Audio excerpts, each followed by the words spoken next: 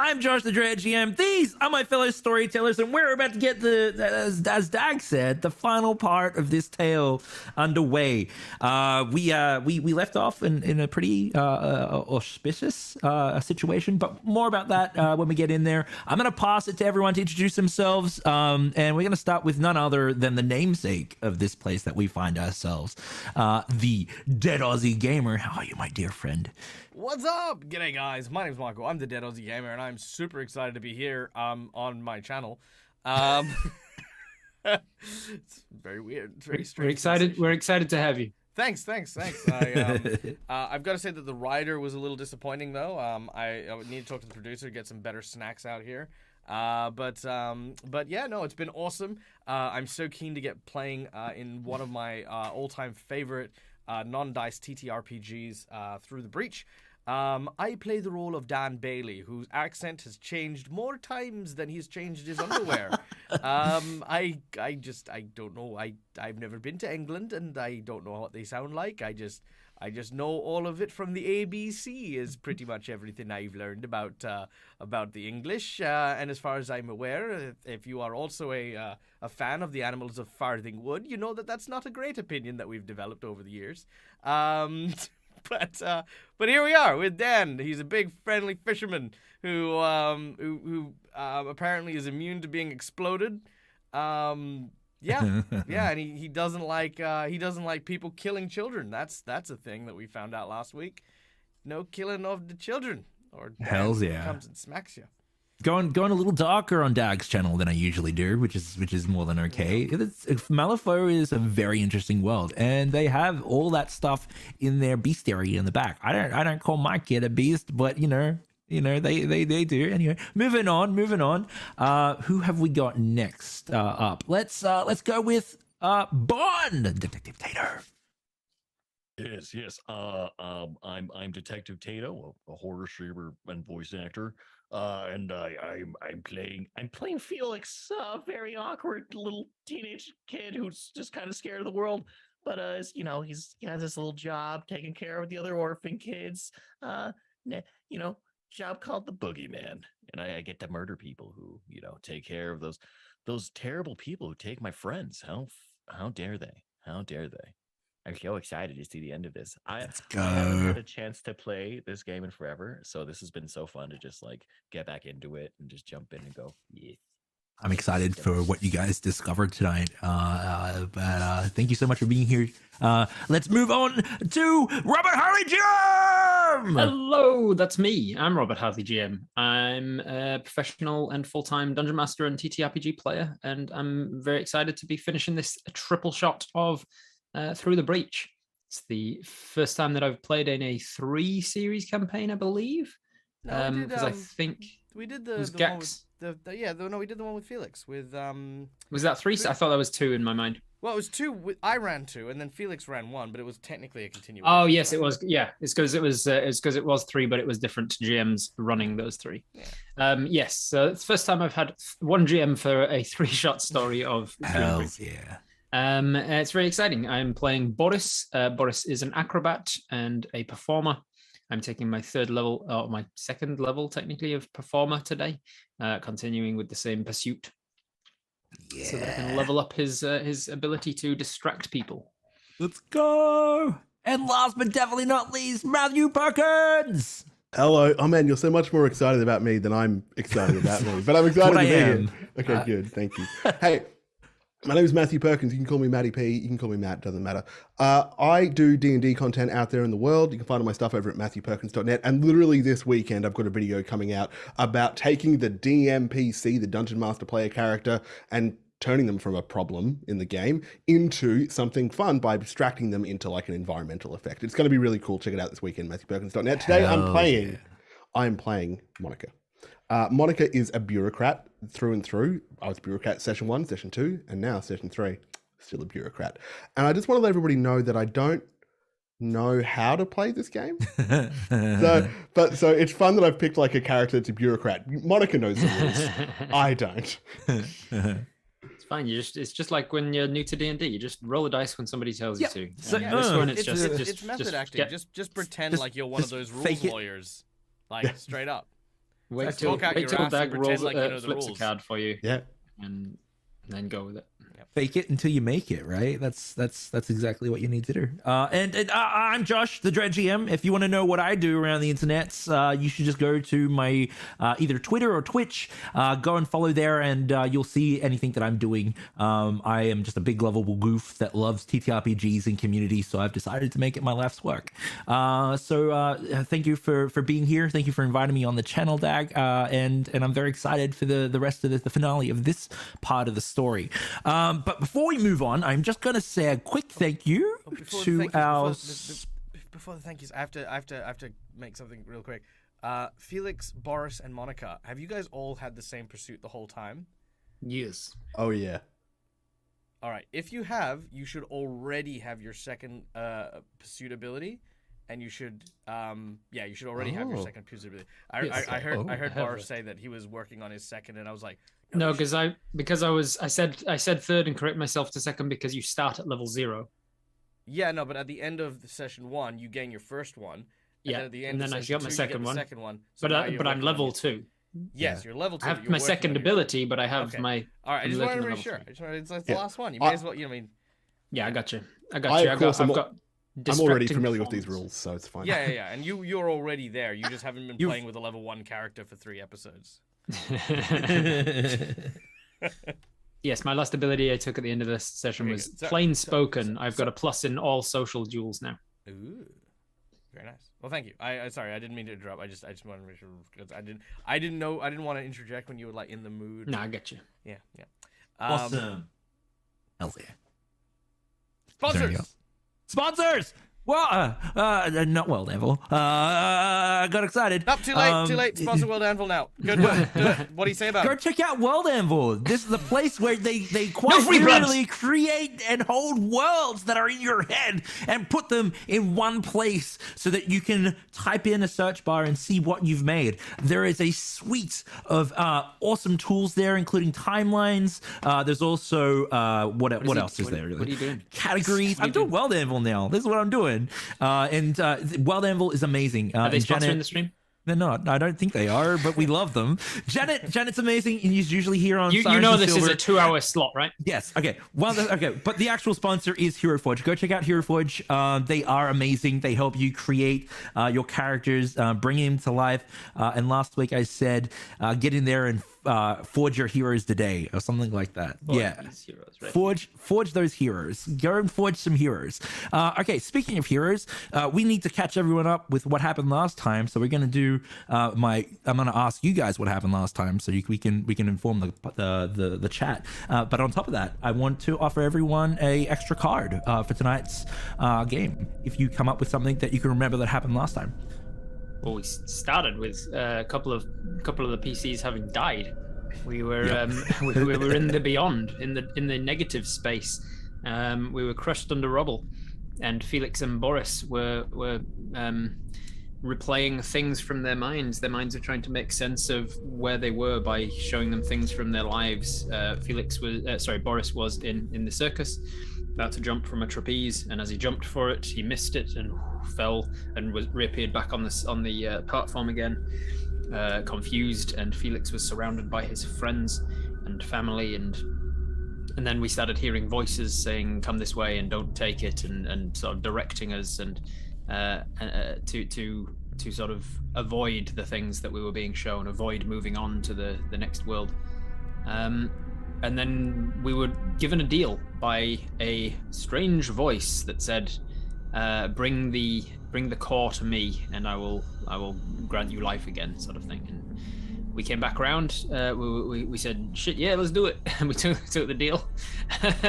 And we came back around, still covered and still chucked under the rubble and whatnot. I feel Boris was all battered and broken, but body horror style cricked himself back into place. And then we found the core pulsing of the robot creature that had exploded and killed us in the first place. And Boris made a point of taking that core. Hells yeah. You can draw that card now, starting the game with 4. Hells yeah. Does anyone else have anything that wasn't said? Well, after both Felix and Boris were pulled from the rubble, we had a discussion with the journalist who came down with us, who about what we wanted to do, whether or not we wish to continue into the depths of the sewers in order to try and find the children who had been chased off by the peacekeepers, or if we wanted to return to the Enclave and inform them about what had happened. Determining that, of course, the children's well-being are a high priority for both Dan and Felix, and Boris, which for a reason we weren't all too familiar with.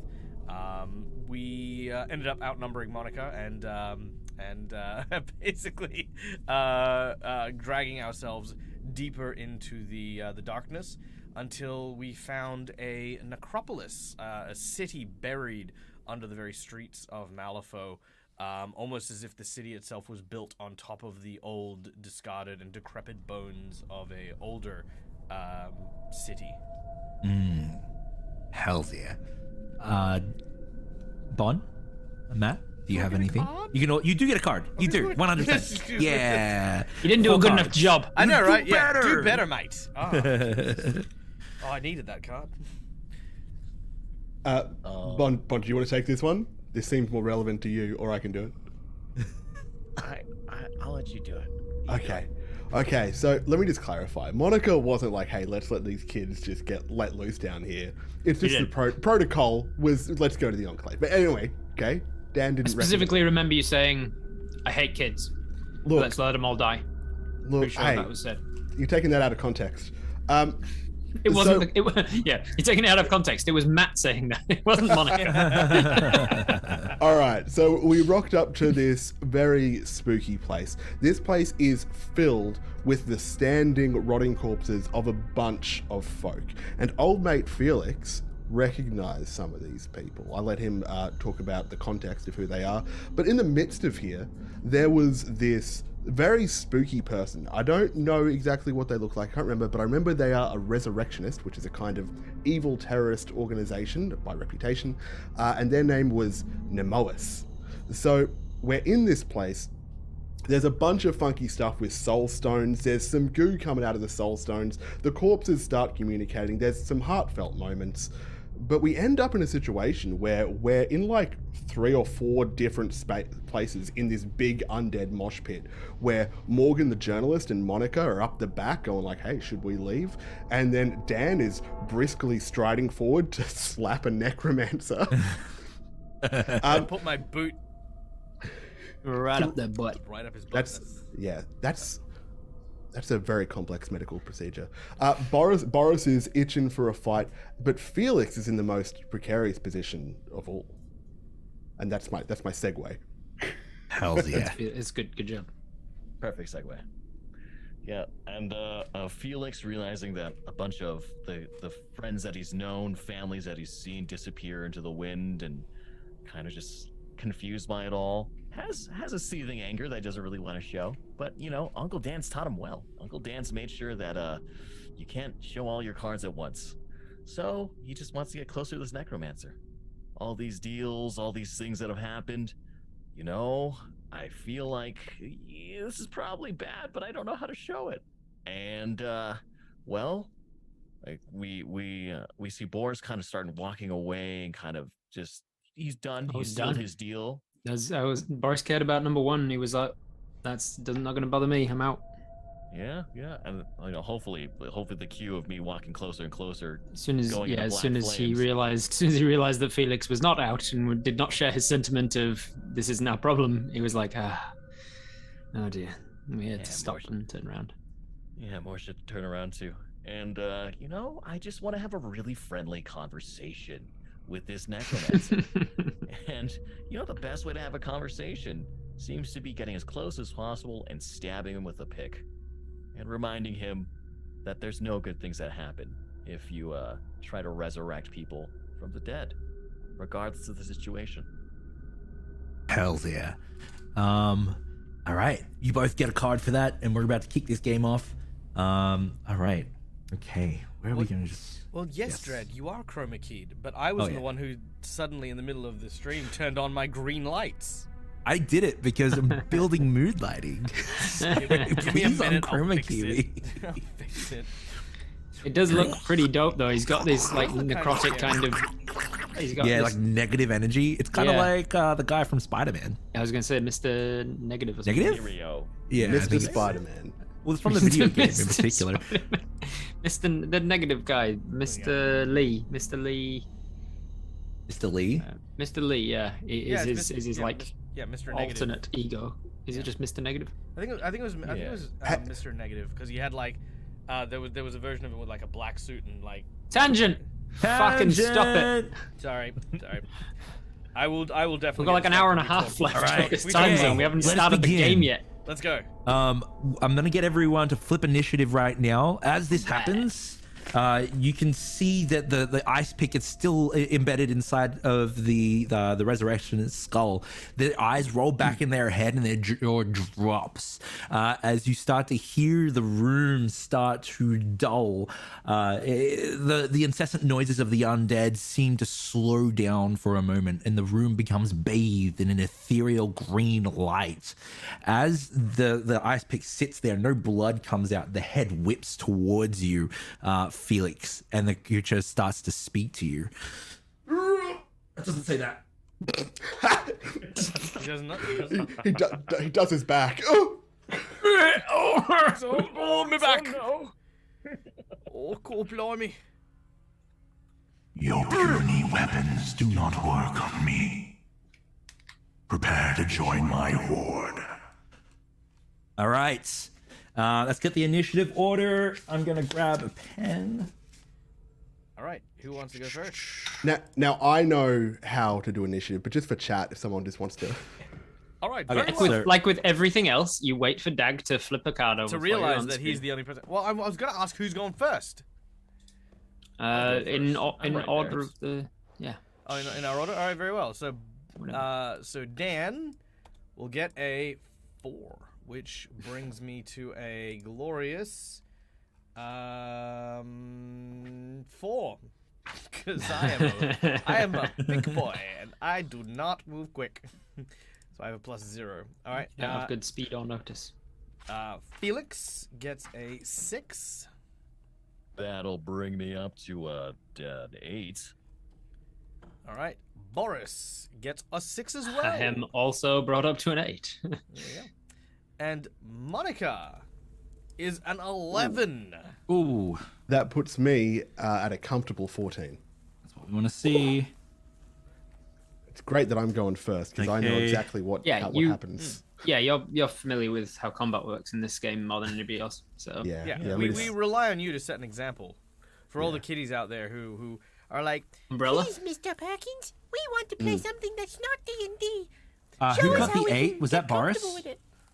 Boris and Felix. Boris and Felix both got 8. Felix got an 8. Yep. I- Boris Yeah. and Okay. Felix. Who's got the higher speed? We both got initiative 2. Okay, cool. So then you guys just decide. Sweet. I actually forgot that I had an. No, actually, never mind. Okay, yeah. Cool. Boris, you can go first. Okay, thank you. You can change it round to round, whatever gives you the best sort of situation. Oh, yeah, Okay, that would cool. make sense. And we got to do Morgan as well. So give me a second. I'll bring that up as well. All right. So first up is going to be Monica. So Monica, if you can start thinking about what you want to do on your turn. Okay. To help you out a bit, you have these things called action points, kind of like a Divinity Original Sin. If you've ever played that, you use those action points to do different things. So you start your turn with 2. And you can do 2 things on your turn, and you have a 0 action. You have 1 as well. Movement costs, dashing costs as well.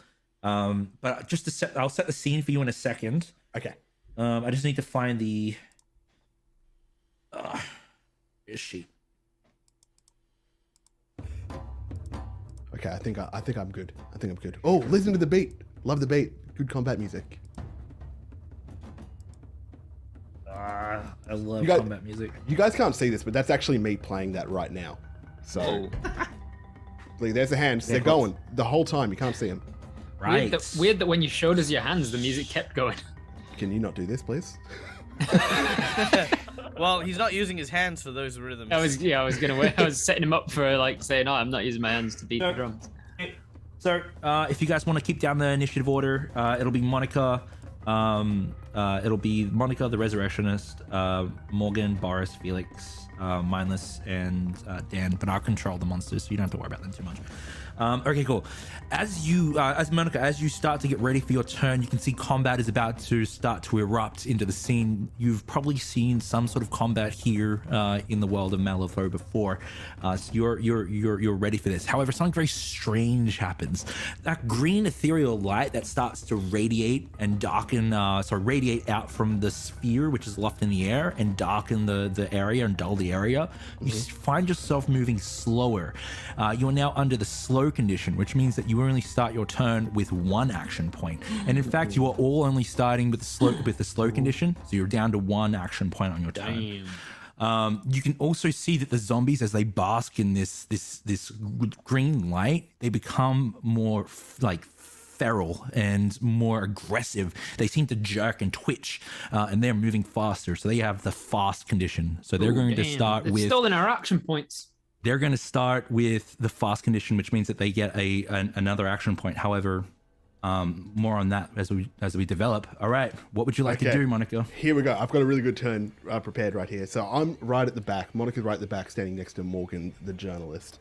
Okay, two business women up against the bloody world here. Okay, we're working women ready to make a difference in this undead hellscape.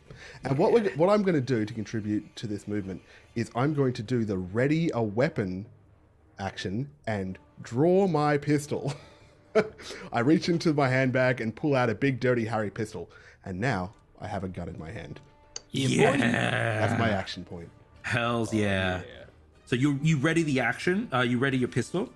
I draw my pistol. That is you draw your pistol. That's your action point. Yep. Brilliant. Okay, cool. So it's an action point to draw a weapon out, is it? Yep. To ready a weapon, yeah. Unless you've already readied it before in the narrative. I'm okay if you guys wanted to draw it, but I think it's cooler to say that we didn't have ready weapons because we didn't describe it as such. Okay, cool. That brings us to the Resurrection's turn. You can see them get up from their bone throne, and as they do, they stand up to full height over you, Felix. Their eyes rolled back in their head seem to mirror your reflection in their wet. They bring their crackling hand forward, and they're going to drain life from you. So what I need from you is a defensive flip. Okay. Love to see it. When you are. Is that the draw there? Hey, Michael, when you're ready, Dad. Things. I know. I do. I need a 13. Bam. Holy cow. Sorry, You I'll get know there one what? day. 2 is not gonna do it. Oh man, I'm so excited for this. Do you have a plus 11? Yeah, totally. Yeah, that's definitely what I have. I was actually seeing if Boris could use his counterspell as like a reaction. He cannot. I don't have that, I don't have 11. But what I do have Is this wonderful thing called vengeance. So when anything starts tries to inflict any damage on me or is that is that a defensive jewel or a willpower jewel?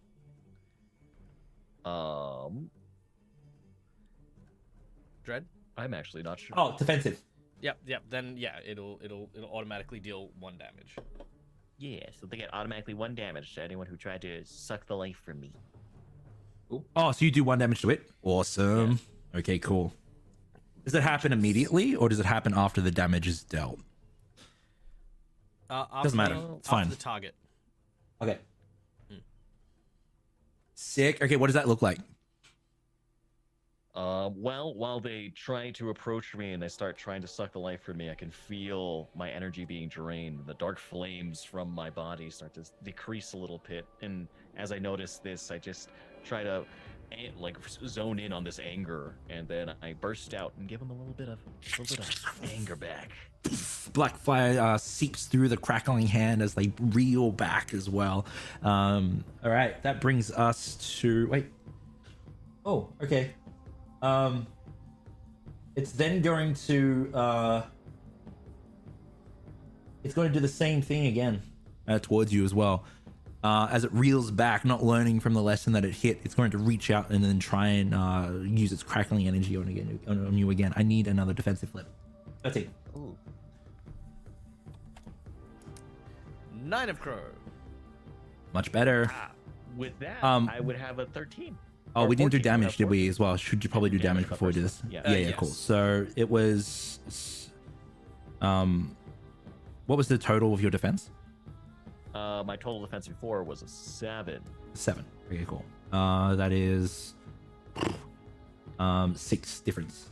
Okay, so that's a straight flip. So that won't flip that one, but it'll flip the rank of that NPC. The Frank? Okay, cool. Like the damage track? Okay, so what rank is it? Enforcer or? Oh yeah, it's an enforcer. So it flips a 8. Yep. All right, so that is moderate damage. Okay, cool. So moderate will be 3 wounds. I love that for me. And then the defensive flip for Felix will be the 9. Yep. Versus, and then what's your acting value? The defense, Felix? 14. 14. Okay, so that's a success because it's over. Reaches out to try and grab you, finds nothing. Deterred by the black fire that's sort of enshrouding you. We're going to move on to I'll do the Morgan's damage turn. again. It'll also do 1. Yeah, that's bonus. Oh, 1. If it attempts to do if it does the damage, or if it attempts to attack. Even if it attempts to attack me. The moment it becomes my opponent cool. and it does something against me, then it automatically gets a Of it. Okay. So we just need to leave Felix up there. That's our plan, guys. Okay? It's like, oh no, please don't hurt the little child. Yeah. I'm an innocent Okay. teenage boy. Just don't look All at my right. bedroom, please. All right. Morgan is going to use her 1 action point. To I wasn't listening to I wasn't paying attention of all of the cards that have been flipped. Damn it. Forgot to keep a track of them all. Well, it's a 4, a 6, a 6, 4, 6, 6, 11, 9. 11, and 9. Thank Hey, you. that's my pin number. That's crazy. It's crazy that your pin number includes an 11 in it. My bank's really committed to comedy. So it's 466? No, it's 466. The 466. Then 119? No, 11, 9. 92. And then 4,250. All right, Morgan is going to run up towards the throngs of undead that are surrounding Dan, and is going to just start invoking a certain type of magic in this world. Magic? She has magic abilities. The world of Malifaux is very strange. Yeah. But she's going to start in incessant questioning versus the mindless. Incessant question. She's a journalist. I love that the journalist does incessant questioning. That's brilliant. So how long have you been undead? How do you Do feel? you Where get were you dental? on the night of the 43rd? What a scoop. Where does your lamp go when you stand up? What a scoop. How does it feel to have no flesh on some of your body parts? Oh, okay, cool. However, as she tries to inflict this very strange, weird type of magic, because these creatures are mindless, that doesn't seem to have any effect on them whatsoever. So they're immune to the willpower duel. Okay, cool. That brings us to Boris.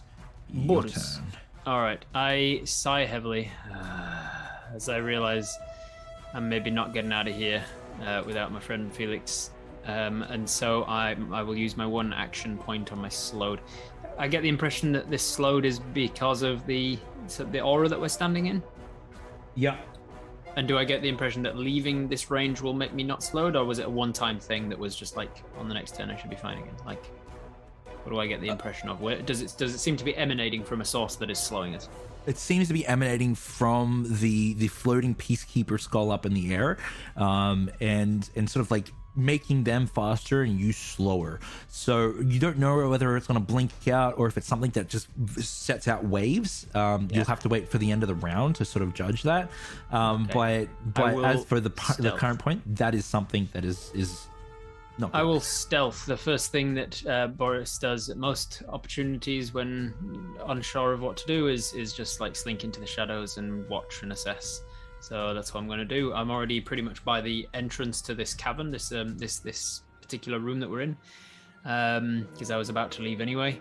And I turned my back to watch what had happened as Felix worked, and as my bones are kind of liquid, I sort of like turned all the way around to watch.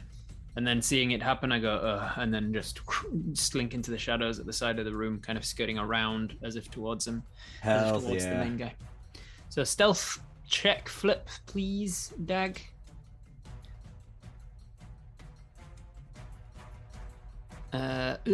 Three. I've got a +3. I don't imagine that will be a success, will it, Dread? It's versus their scrutiny, correct? Is it spot or scrutiny or what? Yeah, so like I haven't No, against notice. Notice. So it's and you're trying to, Whatever they flip from their rating plus their notice. okay. So their rank value, correct? Yeah, rank value. Yeah. Okay. Cool. Yeah, rank value plus notice if they've got notice, but which they don't. In which case, they also add their cunning as well. So the target number is 8. Target number is 8. So I'm currently failing. So I am going to cheat in my King of Spades. Yeah. So that's going to be a super success. That King is a 13, right? So that'll take it to a 16. I don't know about margins of success, but 16 success. And because it's a crow, I also have the tag Stalker. After succeeding at stealth, you gain the following condition for the next minute, getting closer. This character may end this condition when making a melee attack against the target that does not know she is present to gain a double positive to the attack flip. So I can attack from the shadows. Let's go. Okay, cool. All right. Is there any margin of success from having got a 16 on the stealth? I don't know how margins work, because it's margins every 6, right? Yeah, it's margins every 6. So I got one margin of success. You got one margin of success. Let's say that there is a margin of success. You can either add it to an attack roll or you can add it to any acrobatic sort of like athletic sort of move as well. So because you've got that, because you have that margin of success, you're going to get a positive flip on one of those 3 things. Okay. So you're sort of unabated and you're unseen. Yeah. Okay, cool. Nice. Very dope. That brings us to Felix.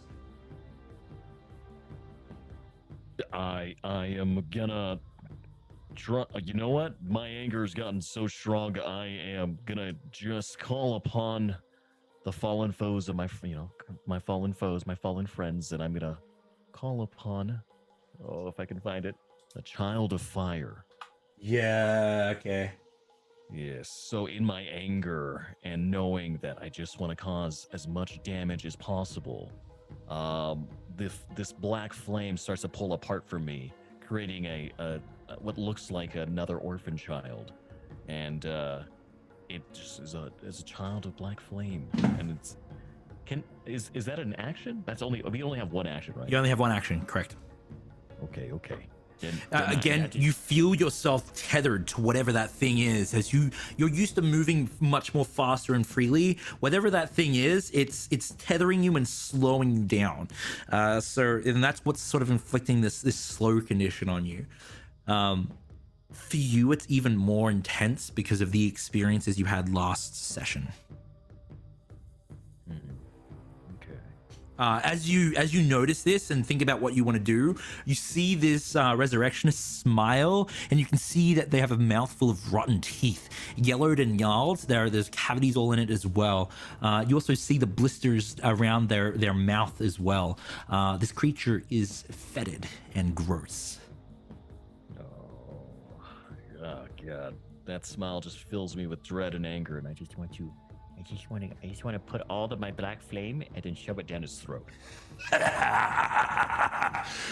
Yes, resist as you will. Resist as you will? Resist if you will, if you want. It just makes this ever sweeter. There we go. That's combat dialogue for you. Resist like a wall. Resist like a wall. I'll just break you down. Nice. Yeah. How's it? What would you like to do? So you just activate the Child of Flame?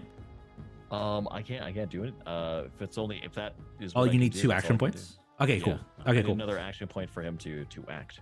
Rock and roll. Okay, cool.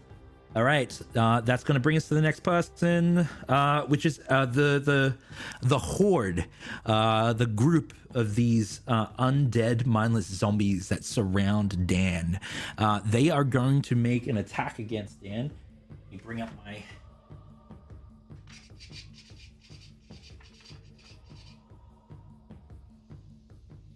All right, Dan, I'm going to need happening. I'm going to need defensive duel against you, my friend. All right. Let me get the number for you. So super quick. I'm surrounded by more than one of these things. A lot of them, yep. Sweet. With that, I activate my In the Thick of It ability, which gives me a bonus to my defense. How's it? So I'm going to flip, and Yep. I get a glorious 2, which puts me on 9. All right. So they actually have an attack of an 11. An 11. Yes. Because there's a lot of them. All right. I'm going to cheat that with a 7. Right. Actually, what damage do they do? Like, in terms of... Like, what's their damage? Like? Right. So... It's kind of crazy. Okay, cool. Oh, you Target suffers an amount of damage equal to this character's rank value. What's their rank value? 8. I don't want to take 8 damage. Yeah, I'm gonna dodge the crap out of that. Yeah. Hells yeah. So yeah, I'm gonna cheat that with a 7. Awesome. 7. Yep. And I'm just gonna all the way nope on that. Yep. Okay, cool. As they pull and rip and try to take whatever they can from you, you're just too bulky and too hardy to deal any real damage. This would be okay, but you realize that they're more twitchy and fast because of this orb. They're going to make another attack against you. All right. So I need another defensive duel of 11. Okay. Huh. Good luck. That is a 20. 20? Yeah. Okay, cool. All right, 20 is huge. So that's like what? 11. It's one thing of success, margin of success. If you want, you can make an attack against them now. Oh yes, please. Actually, I don't have my weapon out. Can I use that action to instead draw my hunting? No, you did say you drew your weapon last session. Oh, yeah, sweet. you waited in there for. You were going into punch him straight up. I'm pretty sure you were in there with a In weapon. which case, I'm going to use my fishing knife, and Ordan here is going to give him the business. Right. Let's see if I've got. Damn it, I don't. Okay, that's fine. Boom. 10. Oh, there it is. There it is. That is the red Joker. Hells yeah. Okay, so cool. Dan gets a 17 on A his hit. 17. Okay, cool. Because you drew that, I'm going to let you make a decision here in the moment as you draw that. You can either make an attack against these creatures, or you can you can do something, an interaction with the orb above you. So you can try and grab it or attack it or whatnot. But only because you got the red Joker. Will this affect my salt spray ability? Salt spray was damage to all surrounding, correct? Yeah. Right. You would get your salt spray on the attack. Okay. Because it's a wave from you, isn't it? Yeah. It's all creatures around me. Right. All right. In which case, yeah, I'm gonna use my knife. Seeing this like kind of really kind of awful looking soul stone stuck into the ceiling, dripping this kind of dark energy. Okay, cool. So you're making the decision not to go for the orb, correct? No, I'm gonna go for the orb. Oh, you're going for the orb. Okay, yeah, I'm gonna so go for the orb the salt spray won't affect these creatures, I think. So if I attack the orb, the You salt attack. spray- You can either salt spray to everyone in the surrounding area, or you can do a Oh lance no, it's an extra towards. thing. So when I make the attack, if I Yep. get a crow, I then also salt spray it. What I'm Oh, saying cool. is- Yeah, no, that's fine. You can do okay. that. Yep. Cool. Yeah, that's what I was asking. Okay, cool. Yep. So I'm gonna stick my knife upwards, because Dan is like this 8-foot tall freaking giant. Yeah. And as he sticks it, I'm gonna try and find like a fissure or a crack or something, and just try and jam my knife in. You're the fisherman. You're the I am fisherman. the fisherman. As I'm gonna try and dig that in. Right.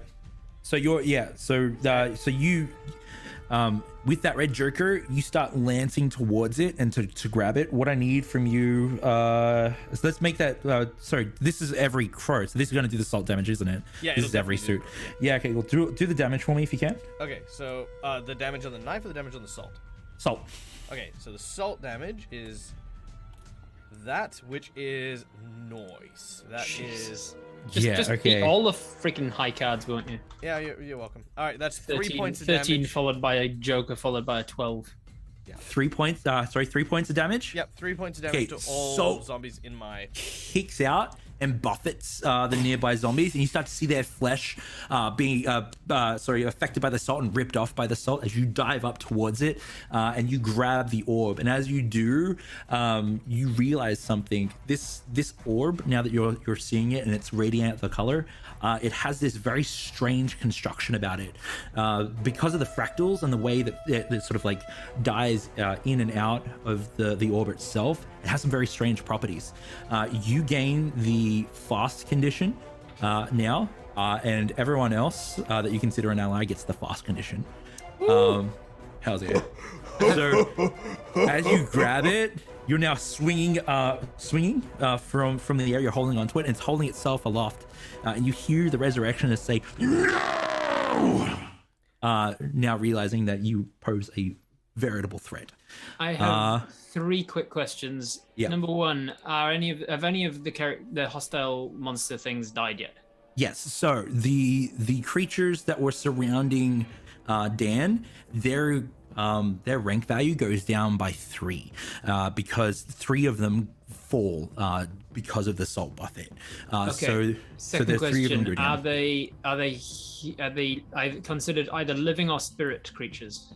They are not spirit. They are undead. That's a different thing. Yeah, I different. assume. Okay. Yeah. Never mind then. Alright, well, given that I have the fast condition, which, because I started the turn with the slow condition, only negates my slow, I'm going to use my second action. So no, that was a reactionary turn. So now it's your turn. Right. You have all your actions, and you have the fast condition. So you have 3 actions. Oh, so it removed the slow as well as gave me fast. Yeah, and it doesn't. It says so in the book that it happens immediately. So you gain 1 extra AP, and everyone else in the party now, from now on, as long as you have a connection to it, gains that AP, that 1 AP point. All right. Well, first thing I'm going to do is, as a guardsman, I'm now going to stand my ground, which means I take a defensive action, but I do not need to discard a card to do so. So Right. I now gain a positive flip on all defensive duels. until my However, next. does it say anything about needing to have contact with the ground because you're currently floating midair? It does not. Okay, cool. I'm going to. Well, also, It's like- how high off the ground is it? I would say that you are. They measure things in yards here. So, how many? I'm 3 yards tall. A yard's just shy of a meter. Okay, cool. So I would say that you're, because you jumped up. Yeah, but I'm also 3 yards tall. Yeah, you're 3 yards tall. Okay, cool. Let's say that you're about 6 yards. Okay, It's a pretty big jump. You got a red Okay, joker, cool. so Yeah, yeah, you're yeah, out okay, there. Sweet. You climbed on some of the zombies. Okay, so I'm gonna try and so one action I'm gonna use that defensive action. Second, I'm gonna try and use my athletics to try and rip this thing apart. All right, tear it apart. Yeah, I'm basically Okay. like, you know, like Captain America with like that log. Sure. Where he was cutting it, just Right. Just try and You're trying to break the Peacemaker's skull or the Matrix. the skull. Okay, cool. The skull is going to be very difficult. And I think the range for that is 13 to 15, correct? Sorry, the range. Let's make it a 15. 15's impossible. Isn't more than 15 impossible? No. So average is 7 to 9. Yep. Difficult is 10 to 12. Very difficult is 13, 14, and then impossible's 15. Let's go 13 then. 13. Okay. What am I at for my stuff? I'm not going to make that. So instead of ripping it apart, I'm going to instead try to suck the magic out of it and exercise it by using my counterspelling. Okay, cool.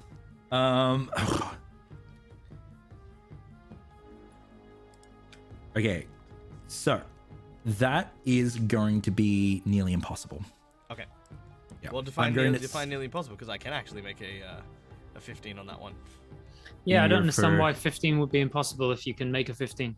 Like, Yeah, there are 13. I'm pretty sure impossible's higher. I think it's impossible like 17 to 20 or something like that. I'm Well, pretty sure. I mean, there's 13s and a 14. There's a card that is literally a 14 in the deck, and then people have +7s sometimes. So I Hey, don't understand why. Guys, if it is impossible, I'd just like to point out that someone just redeemed group inspiration. So that sounds like a positive flip. You guys can either have a positive flip or so you get a positive flip then, right? On one of your choice. Yes. Yeah, so incredibly difficult is 18 to 20. Oh, and okay. highly improbable is 21 or more. Let's go for. Oh, there's incredibly difficult. Yeah. Okay. So let's go highly improbable. Let's go 21. 21. Okay. Yep. Cool. Highly improbable. The exercise. good luck. Okay. So 21. So that means I'd need. Okay. In which case, I will use my counterspell to ready an action to counterspell whatever spell the necromancer casts. All right, cool. And I'm just gonna hang on to this thing, I guess. I mean, Okay, I cool. can't break it. I can't do. Right. I literally can't you've- interact with it in any way. You've readied an action. You've readied an action to counterspell a spell that comes towards you instead of trying to No. suck the magic out. No. Anytime the necromancer attempts to cast a spell, I'm gonna counterspell it. Sure. Okay, cool. If it's a spell. Yes. Cool. Yeah, attempts to cast a spell. Well, basically anything I Yeah. can counterspell with my counterspell ability. Yeah. Rock and roll. If he All stabs right. him, I'm not gonna cast counterspell for it. Hells yeah. Monica. Okay. So now I'm sped up. I have 3 action points. Is that 3 correct, action points. Armando? You went from 1 to 3. Oof, okay, this isn't really regulation, but I'll take it. Thank you. I was planning to shoot the orb out of the sky, but now that it's on our side, I'm actually pretty chill with it. So I've got a pistol that has a range of. I have 2 questions. I have a pistol that has a range of 10. Yep. Am I in 10 the range? yards, I think. Am I in the range of anything? Yeah, I'm gonna say that you're in range of the horde of mindless zombies, but not the. You'll have to move if you want to shoot the resurrectionist. Okay, I have 2 more questions then. I have a walking speed of 5. If I moved 5, would that get me within in shooting distance of old mate Nemoisis? I'm going to say whatever his yes. name is. Okay. Yeah. Third question. There are regulations and rules against firing into a situation where my allies are in close combat. There are. with combatants. So you make two checks, and the lowest out of the 2 are the one that gets hit. So you have a chance of hitting Felix because Felix is there, Okay. and they will both make defensive duel. Like Felix will make a defensive duel, and if it's lower than the amount that the resurrection has for their defense because it's all automated, Yes. then you will hit Felix. And does this count as a negative flip for the purposes of cheating? You don't have a negative flip for any reason. Okay, no. okay, great. So they haven't got cover right now. So Okay, and last question. I know I'm asking a lot of meta questions. sorry. no, ask all the questions. Last question. The way hordes work in this game, Yep. would I be wasting my turn firing into a crowd, or am I doing like aggregate damage, like cumulative damage to this group of zombies? Cumulative damage. So they have one hit pool point. They have one hit pool. So they all share the same hit pool.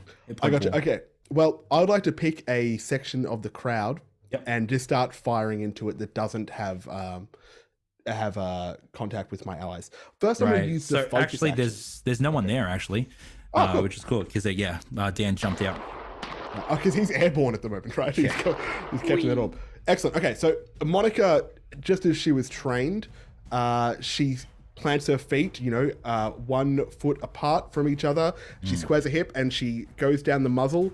Okay, she Right. checks the safety.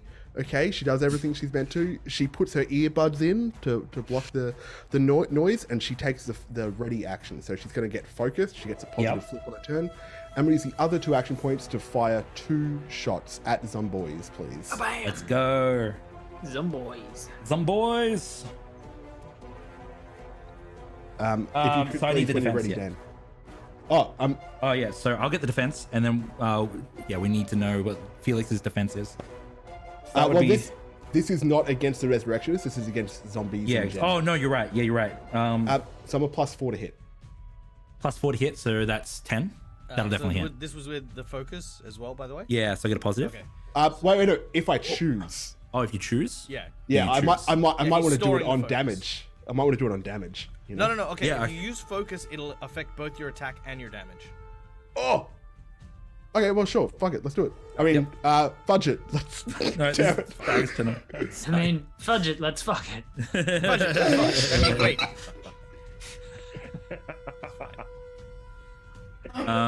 Okay. Alright, that's a 17 in total. 17 definitely hits. Okay, I did it. I'm not paying for your mic. The DC was 7.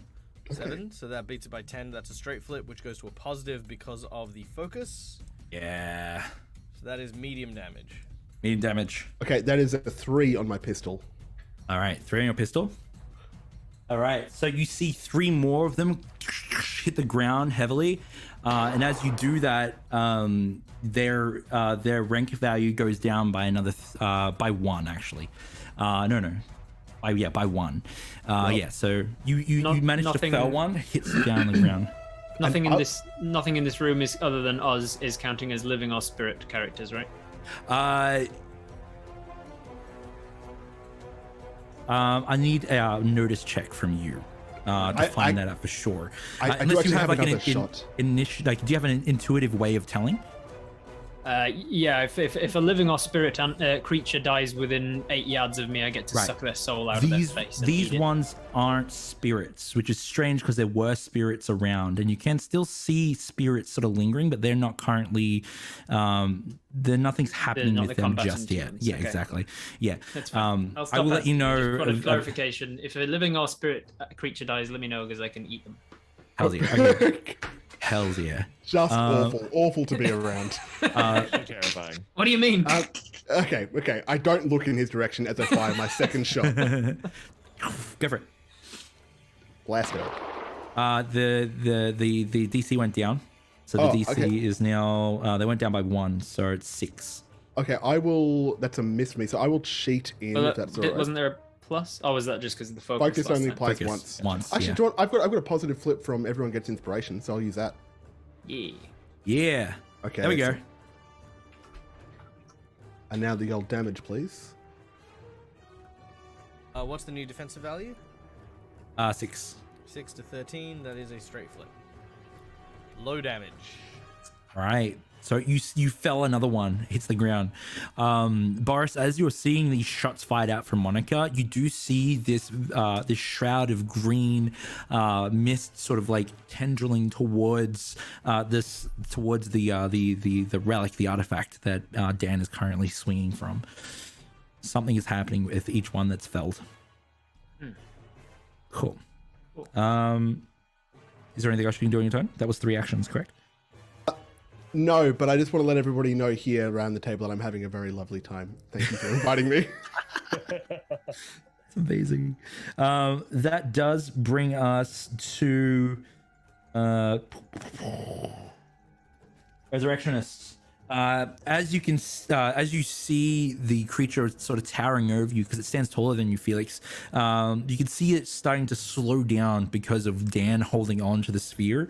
And you can see that it's very frustrated at this situation. It's then going to. What are you gonna do? Okay.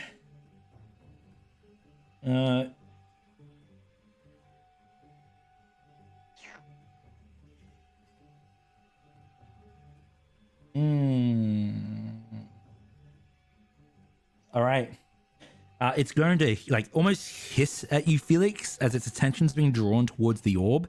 As it does, it reaches out its hand, and that black crackling light or energy that I was talking about before starts to go enshroud its hand, and it seems to be being able to attack you through the orb, Dan. I need a defensive flip from you. Sorry, it's almost as if it's is this the necromancer ability? necromancer ability, yeah, and it's a defensive flip, not a spell. It seems that it seems to be exerting its will. Spells can affect both defense and willpower. Sure. It's just the nature of it. If it is magical in nature, I can counterspell it. Right. So I'm looking for keywords magic, or is there something I'm looking for in particular? Basically, it's either magic or a bullet, usually. Okay. So then, yep, let's go magic. So what's the blender in my kitchen then? The magic bullet. Hey! Wow. All right. I like how do I end You the can draw a stream? card, Rob. That was pretty good. You can have, an extra card. There you go. Boy! Yeah. So I'm going to I am attempt to counterspell his ability. That's going to be target number, let's go 13.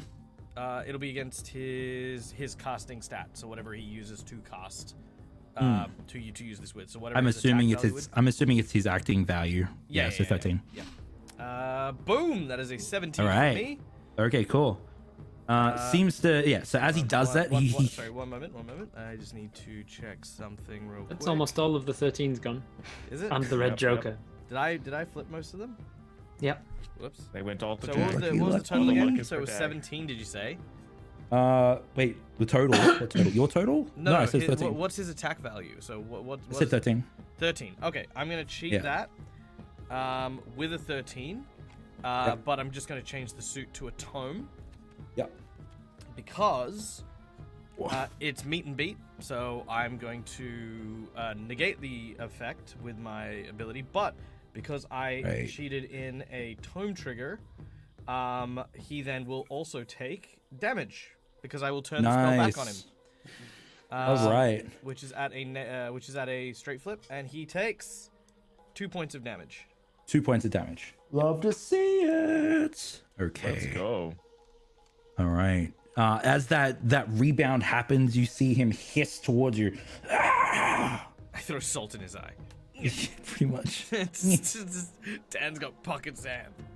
All right. Assault everything. Hells yeah. So that means it's currently on.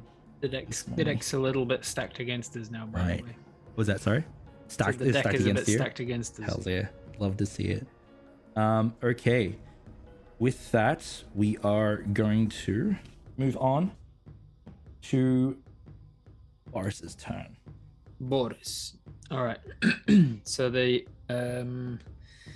are zombies and the resurrectionist, and then there are spirit things leeching out towards the thing that Dan is hanging from, right? Yeah, something's happening. There's an interaction happening that the others haven't noticed. Only you've noticed. With each one of these zombies that are felled, they seem to be when they go down. There's a tendril that goes towards the relic or the artifact that Dan is currently hanging from.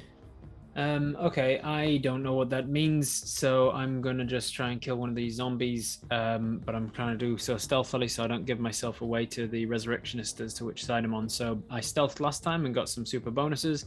I also got a plus from you because of meaning it by a margin, and I've also got a plus from the everybody gets inspiration redemption. So 3 actions, right? I've still got the 3 actions. You got 3 actions. And yeah, if you want to move towards slunked into the shadows. Yeah. I have I used my first action to unscrew the one half of my thumb ring. I've got a thumb ring.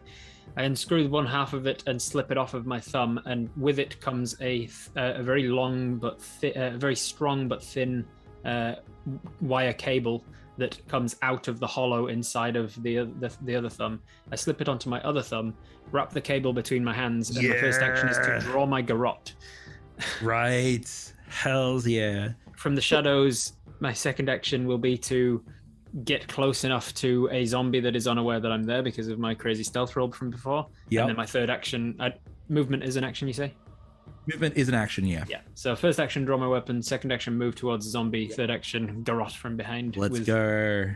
I'm gonna save onto my getting closer double flip, but I'm gonna take your plus from the margin from before. Yeah, get it. So Dag, flip me an attack roll, please. It's now 5. Cool. That was a 7 on the card, plus my, what is it? Flexible, isn't it? Plus 2, so 9. So that, not quite by margin of error, but it succeeded. All right. What do I do? You now do damage. My garrote is a 1, 2, 3. Yep. So then we have the margin. The accuracy modifier. I think that you are. Let's have a look. I needed a 5. I got a 9. So what does that mean for that's a negative flip? All right. Negative. Okay. Cool. So this is going to do a 2 or a 3. So it's going to do the 2 damage. The weak damage.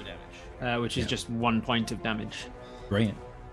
All right. Cool. However, when somebody is garroted, they also have a whole bunch of new conditions. Probably might not affect a zombie, I imagine, but they have. They have the slowing condition. Yep. They also have the choking condition, which is the one that I imagine won't affect a zombie. And they have deadly, which I will look up because I can't remember what it does. Hells yeah. Check it out, everyone. I'm an acrobat. Here's my garrote. Like, let's go. Yeah, man, it's concealable. Don't mess with me. All right. I won't. Plie, reveille, and fuck this guy up, eh? Love it. I'm pretty sure I would just run away from Boris after all of this. I don't think As I'll you ever garrote want that to one, do- you start to squeeze, and the face of the zombie starts to go more purple and taut. You start to slowly go through the flesh and then through the ligament and bone, and you see the head pop off. Now that most of these creatures are dead, you can see that those smoking tendrils of green energy wisping off them. The head starts to float mid-air and towards the relic up higher as well. And you look down at the other creatures that have been felled, and their flesh seems to be slopping off and moving towards the relic now as well. Dan, you start to see flesh just sort of move around you at all points. It's almost as if you're in a stinking cloud at this point. Dred, can I ask a clarifying question? Yeah. When you say the head is floating towards the relic, is that the orb, the core that Yeah, they retrieve? the peacekeeper head. Yeah, it seems to be pulling off flesh from the felled zombies that are here. Am I still on the orb and it's coming You're still towards on the me? orb. Can I just push the head away? No. Yeah, Go away. You do, and it Piss bobs off. mid-air. It's a bubble head. The deadly apparently means that I automatically get a plus to make any attack flips. Oh, So hell yeah! That's what that meant. So I'm going to say that you still have it in yeah, this situation. it was a 2 or a 3, so the plus flip wouldn't have done anything. But I'll remember that in future. Hells yeah. I love it. Love it, love it, love it. Okay, cool. We are then going to go to... Oh, quickly, just before we do, Yes. We got a $15. we have a $15 Donation! dono, which has given a fate point to none other than our dear friend Dred. Ooh. So Dred, Yes. you've acquired the imp. Hells yeah. This is, by the way, for those of you who want to know, this is Waldo. This is the mascot for the Weird Company, and Hells yeah. Waldo has given blessings to Dred. Because Hells yeah. And Nimoy's, the namesake of the Resurrectionist, was donated it in. Thank you so much. I hope you enjoy your namesake in this story that we're telling. Thank you so much. Okay, we are going to move on to Felix. You can see the creature has the Resurrection Nimoy's has their hand outstretched towards the orb. They're now hissing towards Dan as they weren't able to inflict any damage through the relic, the orb. Now you can see a smirk come across their face as they see the flesh floating up towards the relic.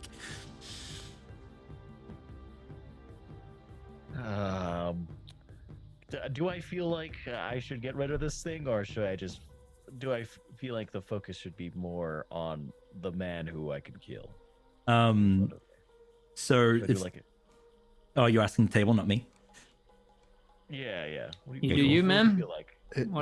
Whatever Felix feels is necessary. The zombies all gone now, or are we down to a couple? There's still a bunch of them.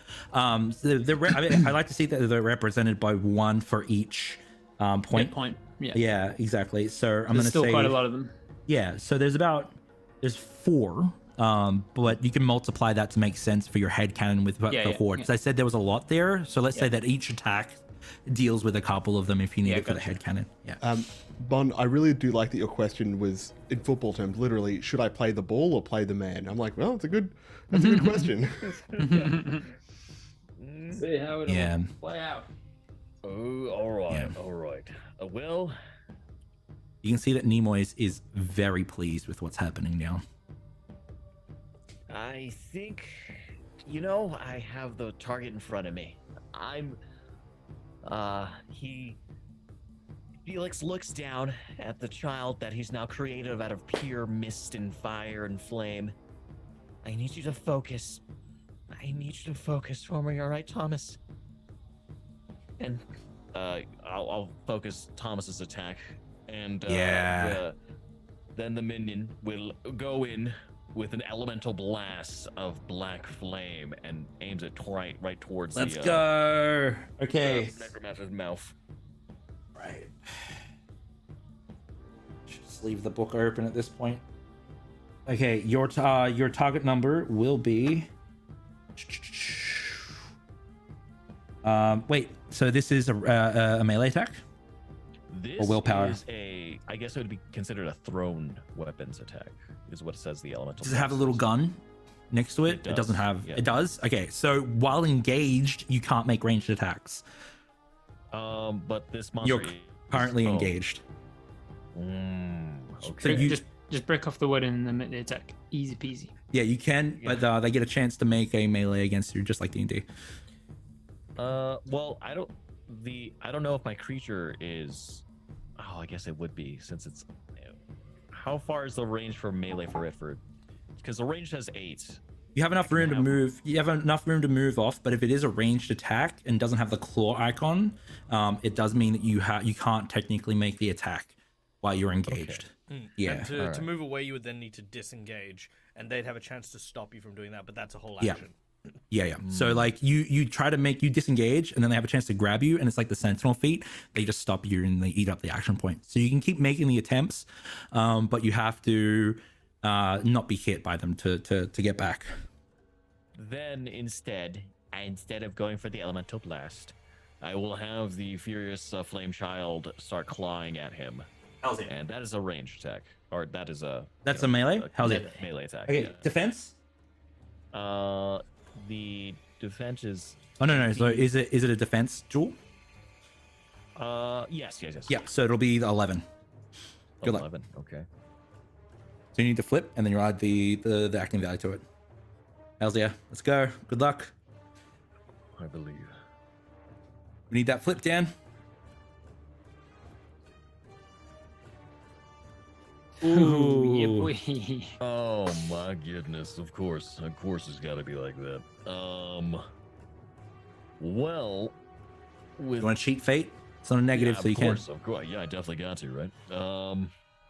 Good news Yeah. is the deck's not that stacked against us anymore. Yeah, it's kind of even out now. It's a nice sign. I will cheat it with a 10. A 10? Forgot what the diamonds are. But yes, I'll cheat it with a 10. Hells yeah. 10 it is. And then that'll hit with 12. Yep. Hopefully. Now, Dag, do I get to use my faint point for whatever I might want to, or is there actual things that like the breach? Good question. Okay, so you can use your fate point for any of the following abilities. Number 1 is you can use it to gain a positive flip on a check that you have, which would infer a negative flip on us as instead, right? Because you obviously don't flip anything. Yeah. The second thing you can use it of is you can reduce damage taken by 1, 2, or 3, but you automatically flip the 8, so you'll always reduce their damage by 2. Yeah. You can also use it to petition for nonsense, which I always do is like our version of approaching the bench. So you can you can basically I could give myself a little bit more like, hey, I'm using my fate point to do this. storytelling reasons. Exactly. Yeah, cool. All right, cool. Get some flair. Rock and roll. I'll approach the bench myself. Okay. Okay. Well, just So, quickly, let me so it's resolve 4? this. How much? Yeah. So what was the difference in it? It was a. There's a 1. There's 1 difference. Okay, so it's a negative flip. So he has flipped 2 4s, so which is low damage. Yeah. Does he get to choose the suit?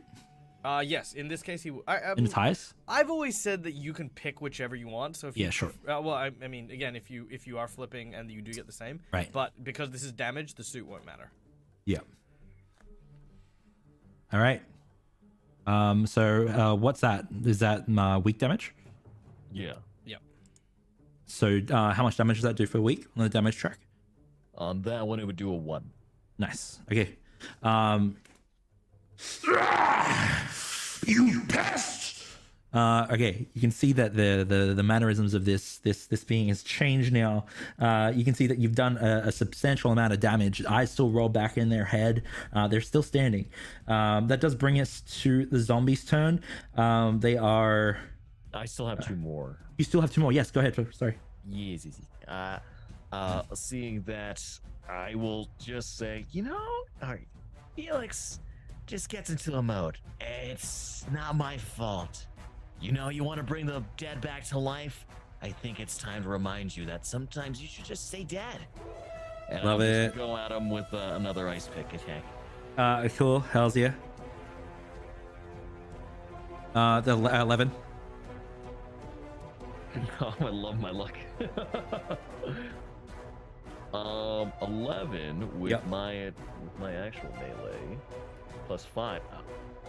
I will cheat it again. And I'll go with the 6. Hells yeah. Okay, so what was the result of the cheat? The cheat now, it'll land. The hit will land. Okay, so it's meat, right? Or it's higher than? It's higher. It's 12. What I got? Nice. Okay, another 1. 1 difference. So it'll be a negative flip for the damage. Jack.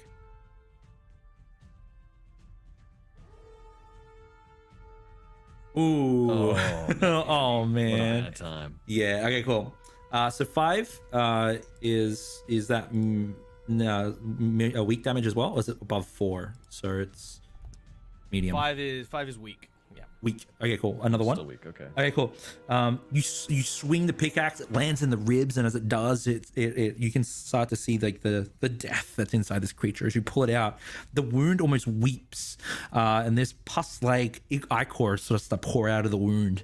The resurrectionist doesn't sort of react to this at all, as it dribbles down their robes.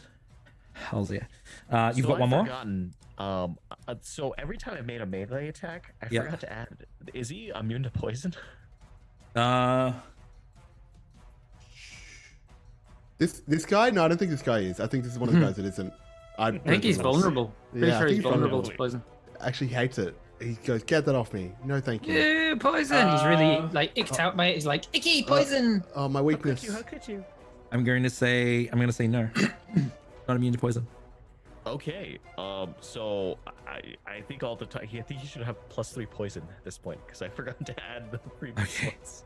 All right. So the condition is +3 poison, which means that he takes damage on the start of his turns. Right. What does the poison condition do? Bring it up. The poison condition gives you a condition equal to the value of the poison. At the end of the character's turn, they tick down 1 poison and take 1 Per damage, wound? and it continues. Oh, to okay, go. cool. You can Right. stack poison as high as it wants to, but it'll only have 1 damage every round until Right. the poison goes away. Okay, cool. So Okay. each round you would have been doing 1 poison, and then 1 it would have poison ticked damage, away and yeah. done 1 poison. Yeah, thing, so exactly. it wouldn't have poison 3. It would still just. That's okay. poison. So No, no, we it can would still have poison 3, but it would just take 1 damage for 3 rounds. Yeah, but he's applied it over the but last then 3 you, rounds. you tick it down, right? So it's like it's almost like 1, 1, 1, 1, 1, 1. And if you hit with like an extra poisonous damage, that's when you're like, oh, cool, I'm adding 2, and then 4, and then 6. So the numbers do matter, I guess. But if it's only ever doing 1, it only ever tick for 1. But let's just say they have 3 now. We won't add the damage as well. So yeah, we'll just tick it down for now. It was a slow burning poison. Yeah. Slow burning. It's gonna Alright, find its cool. way. Rock and roll, rock and roll. Took a while. Right. I just hate the fact that you just don't like getting hurt. So let me just fix this for you. And I'll just go in another time and have another attack with my ice pick. Is this the? Is that the 3rd? Yeah, it's a 3rd. So we since still have the we fast. did 1 with the child and 2 with the pickaxes, right? No, we did only one This will be with the the second pickaxe. pickaxe. Six packs. Get it. Okay, so the way that subordinate characters work, super quick, is you take one action to give them a command, and they then get 2 actions independently. Which, because it's fast, thanks to the orb, it would have 3 action. Okay, so the So creature needs to attack more. it takes one of Felix's actions to get his subordinate to attack 3 times. Yep. Oh, wow. That seems broken. Well, mostly because well, traditionally it would only get 2 actions, but because That's still just action economy is crazy. Like 1 action of yours to get 2 actions of theirs. I think the thing is too, right? If the monsters are like health point heavy, especially when they mostly are most of the time, right? It seems to. If I have more, I could have summoned another one. I fucking should have done that. Yeah, just Oh shit! Just get 1,000,000 of them and be like, I'll use all 3 of my action points to give each of the 3 of them 3 attacks each. I have an army of my own orphan children. the orphanage. That's what we could call it. Like, you know, it's just this spectral orphanage and just kids coming out to play. The age of adults is over. The orphan age is here. A lot of these orphans are on fire. Very true. They were like that when I found them, I swear. I'm so proud of you, Felix, but I'm really concerned. Ginny? That's a really old personal joke, that callback that I don't think anyone will get. It's from the Fool's Gold game. We found out that Ginny burned down an orphanage. Did burn down an orphanage, I do. Yeah, so it's like no one would have gotten that but me. Oh my gosh! I yeah. wish I should have named Penny Jenny. That would have been perfect. That would have been great. perfect. Okay, cool. So you've got more attacks.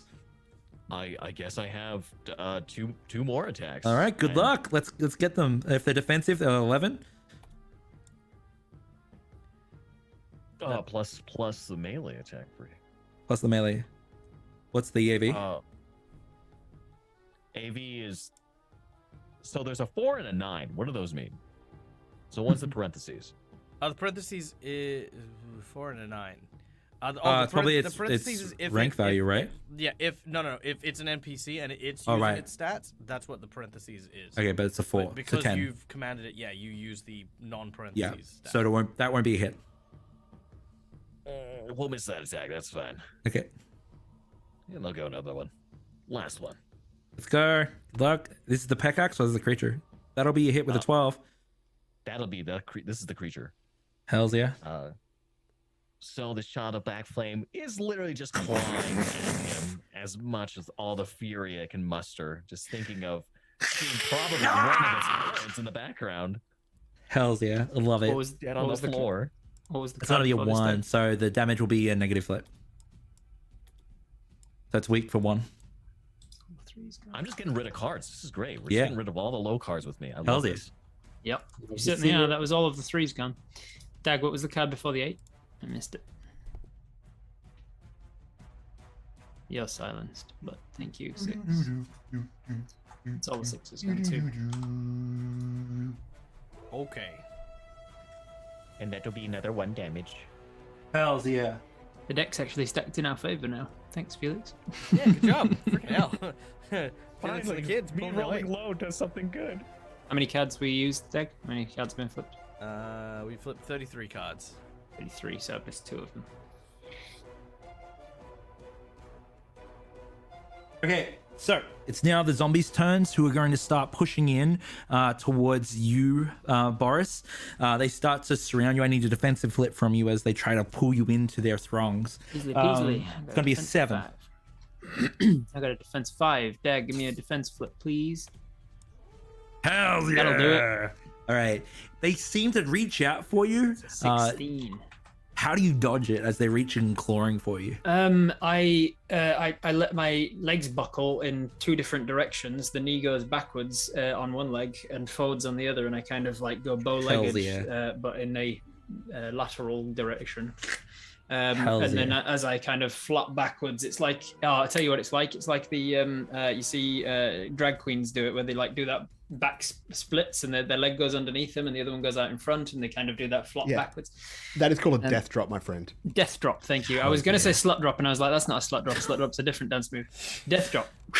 I do a death drop, slam, and then I slam down, and then I kind of just roll over and go, and then I roll over, I go full shrimp, and then underneath the legs of another one of them, and stand back up on the other side. Rock and roll. That's all they can do on their turn because they're currently slowed due to the orb. That brings us to Dan's turn. Dan, what would you like to do on your turn?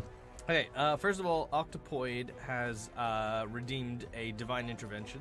Ooh. So we can use that to basically redo a roll, which is very cool. Thank you, Octopoid. How much was a divine intervention? It's channel point 1 and worth 7,500 channel points. Right. Okay. Cool. Channel points. Yeah. Yeah. Rock and roll. So you guys have a divine intervention on the table. Yep. Love to see it. Okay. What would you like to do, Dan? Okay. I am just looking up the action here. It is called an impose action. Character draws attention to themselves, forcing an opponent to yada yada. I have to beat your centering skill with my intimidate, and that is what I'm going to attempt on the necromancer. With my first action being actually, I'm going to use defensive stance again, so I'm going to stand my ground. Boom, just add my defense. Then I'm going to use impose. It's be 11. Nice. So I have to beat an 11. Wow, he's got big centering. Okay. So my intimidate is. Okay, that's pretty good. I'm pretty sure that's going to hit an 11 because I flipped a 10. Let's see. Here we go. Intimidate. So that is a 12. Okay. How do you influence them? How do you intimidate them? I'm just gonna basically pull out what looks to be like a fish head, and I'm just gonna bite it and then spit it at him. So at this point, it's like.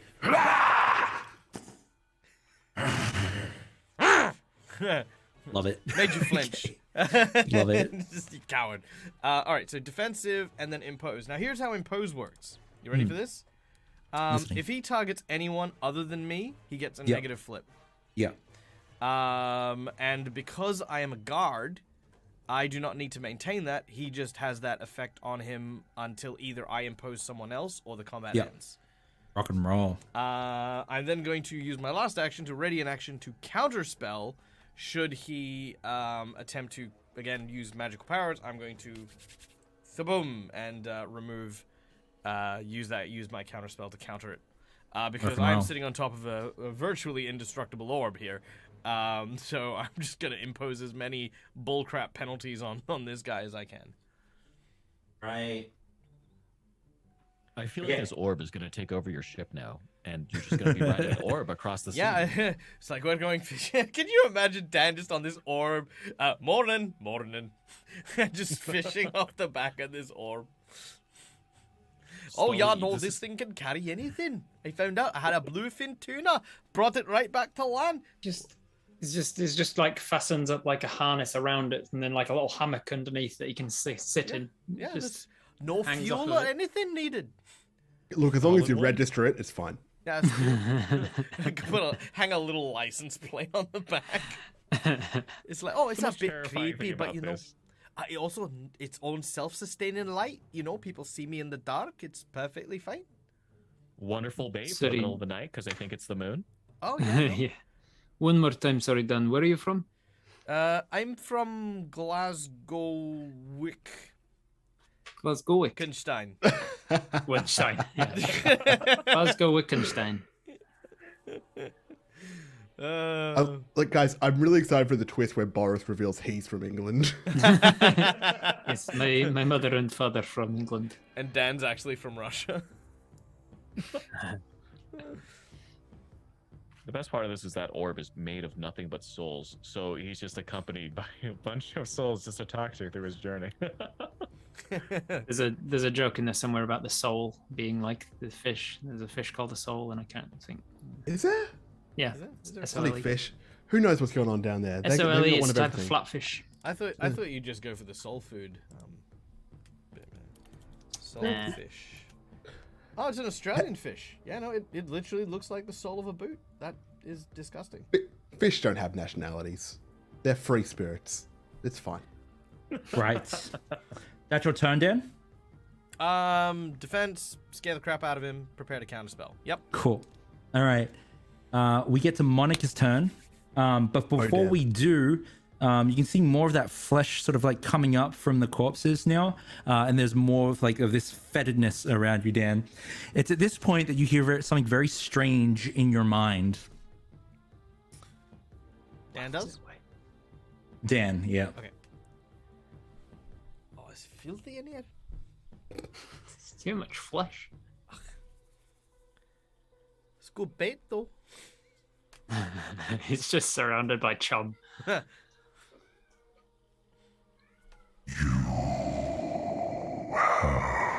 Strength.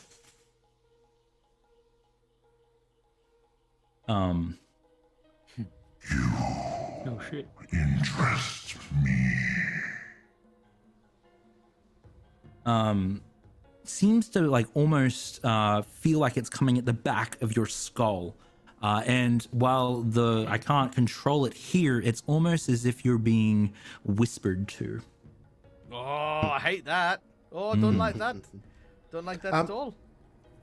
Look, Dredd, can I just let you know, like, from your description so far, the thing I'm imagining is, and the thing that I'm fearing is, as you described, flesh kind of coalescing around this orb. This orb used to be the core of a mechanized monster, right? And I'm worried that we're going to end up creating some kind of flesh golem in the same kind of way. Is flesh kind of like revolving around this? Is it forming? Is it making ligature? Is there shape happening here? Like, what's happening? Yep. It does seem to be cheesing, if you will. No, cheesing. Yeah. Yeah. Hey, you don't have to explain that to me. Okay. Yeah. So You have to explain something to me, very 'cause strange I is know what cheesing happening is for from South sure. Park. Just thinking of string cheese. Now I'm hungry. Love it. That's not food. Well, okay. I just wanted to because my instinct is to shoot the orb, and I just wanted to make sure that was founded in reality. As we get to your turn, Monica, you hear that same voice whisper to you from the back of your mind. You are clever. You interest me.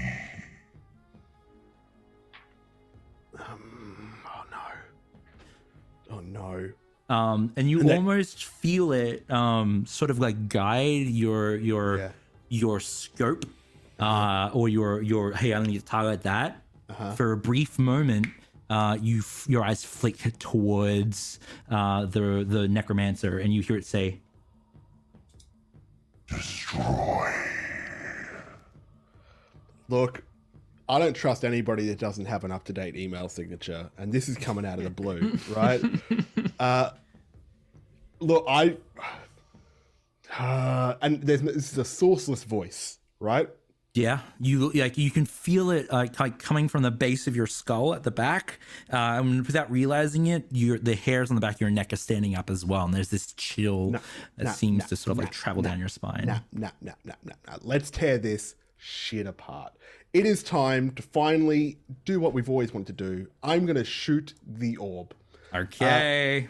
Now, I'm presuming I can't trick the orb, so I'm instead going to do a focus. Actually, maybe even on a double focus. No, that's ridiculous. Oh no, I'm not. Okay, I'm going to focus once. Okay. Okay, I pan. And I got my crosshairs on Dan, and then I go up. I'm going to bit. say, as you do that, you start to feel yourself slow down. And not only do you start to slow down, your vision begins to blur. Do I have the slow condition? You as soon as you start targeting the orb, it does seem so. And whatever this presence is, you hear it say, Pointless. Hey, okay, do you know what? and then like it's almost like cone vision. It's like the only thing that's focused as you try to look away from it is the necromancer. Destroy. No. Okay, if I have the slow condition, may I retcon the focus and instead just take a shot? No, definitely. Focus? Yeah. Okay, I don't. Here's the thing. I know the chain of command, and this orb is not my boss. My boss is a square. Nice. You attacking the orb? I Okay, attack cool. the orb. All right. Absolutely. The orb is as I said before, very hardy and very hard to destroy. So I'm going to stick with the 21. You can do it. I believe there's still a 13 in there. Good luck. Wait, I can't hit it. I can't even hit a 21. Not well, with a there we black go. joker, you can't. Good news, everyone. I've killed Dan. I'm sorry, Dan. With the black jerker, I I'm am going to writing say this that thing. you're. I'm going to say that you are going to hit Dan. Okay. No. Well, actually, that's really good. I'll not only gain adrenaline, but I'll also potentially get more. I'll potentially get more defense now. Excellent. Part of the plan. Can we go for damage, please? Well, no, you gotta hit me first, right? Or just black Wait, joker. isn't- you hit It's Dan? It's a black joker. It hits you. It's a black jerker, and I'm going to say it's a critical. So it's like a red jerker Oh my God. against Dan. Oh my So you're going God. to take all the red jerker stuff because it's bad for you and not fair good enough, for your fair friend. enough. Okay, hold on. I actually think this happened in one of our previous games as Okay, well. let's see. Okay, hold on. Just give me a second. Damn it. So it's a red jerker The deck is towards Dan. decently stacked in our favor now. Okay. So, I do still get adrenaline. Yep. But that is all. Damn it, he's not even targeting me, so the horror duel doesn't even come in. The one living person. All right, so it's a what's it? So if you got a red, presuming that the black joker is a red joker on your hit, what is your attack value? +4. So that would be at 18. So I need to beat an 18 on my defense for this. So that is a 8 plus my 7, which let's presume a negative flip because I'm not prepared to defend against Monica, right? So I can't shoot. Oh, yeah. Yeah. Okay. There's another one of the ones. Okay, so that is a 7. So 7 versus, what do we say, 18? So that's an 11. So that's a positive flip from Monica, which is medium damage. That is 3 points of damage. Okay. 3 points of apology damage. And your arms are shaking, and you can as you're trying to make that shot, your eyes can't help but keep flicking back towards the intended target of the voice, and that's what sort of like got that black joker. So the bullet sails out, and then it hits Dan. Hell's yeah. Now you take 3 wounds, correct? Correct. I have now taken 3 wounds. Yeah. Now, if I was to ask for some sort of like hold on check, what would that be? Probably an athletics. Let's get it. To unless it's bucking, in which case, like the other. Let's go athletics. I'm going to say it's going to be it's going to be difficult. You've been holding on for a while now. You're heavy, so like the lactic acid would be kicking in. So difficult for let's say 14. Okay, so 14 on my athletics. Ooh, okay, That is okay. a 12 plus my athletics. You got it. You've definitely got it. No, I don't. I've only got a 13. Oh, you don't? Oh, wow. Okay. Yeah, I'm Cool. not. I'm tough. I'm not strong. Right. Okay, cool. All right. So as you're hit, your fingers flinch ever so slightly, and that's when you start to fall down. Now, I said that you were 6 yards in the air. I believe that's a substantial amount of damage when it comes to falling. I'm also 3 yards tall. But I said you were 6. So for every 3 that you fall, it's 2 wounds, if I'm correct. We can check that if you want. Yes, that's well. No. So I would ignore 1 lower than my height. So a 6, I would lower it by 2. So I'd take 4 damage. Okay. So 1, 2, 3, 4. Wait, then that's 1 yard per damage, which Yes, is not it what is. Dread said. No. I think it's 1 damage for every yard, isn't it? Yeah. Oh, sorry, 1 damage for every 3 yards. Well, that Might be wrong. You said 2 damage for every 3 yards before. Yeah. No. So the way it works is if you fall 3 yards, you take 2 damage because you would always have a 2 height person, and 1 yard will always be ignored. So in the case of me, where I'm 3 yards tall, I'd ignore the first 2 yards, and then I'd take the remainder. It's 1 for 1 per yard. 1 for 1. Oh, okay, cool. All right, cool. Yeah, we got there. Okay. It does a lot of We got auto there. calculations We got and there. stuff like that. The but- deck is still stacked. I don't like that my bullet also inflicted all this math on us, as well as Yeah. damage. Yeah, Yeah. damage and math. Thanks, Monica. So Monica, you are going to hear Disappointing. And as that voice sort of echoes, you are slowed, so you don't have any other actions. It feels like the presence of the orb is no longer bolstering in your favor, and more flesh is joining the cheese that you can see around the orb as well. All right, that is your turn. That brings us to the Resurrectionist's turn. You can see that Dan has fallen now. Now that Dan has fallen, the presence, you guys are no longer under the fast condition, so you're now under the slow condition. It seems that whoever exerts, everyone, yeah. So whoever exerts the will gets the bonus. So what I'm going to do is I'm going to get the Resurrectionists to try and exert their will over the orb again. All right, so. Oh, I think I slipped a disc. I did. Fell on my coccyx. You see them reach out, and as they do, they start to pull their claws and start to shake and try and grab it. Now, I don't make any flips. I'm just going to say that it's enough considering the skill I'm using. Yeah, so they exert their will over it, and now they have the fast condition, and so do the zombies as well, who are now starting to twitch and move again. Now that they have that, they've used one action to do that. They're going to use their attack against you, Felix, which means they're going to have a negative flip because they're still intimidated by Dan. Correct? I'm excited. Yeah. They're going to say.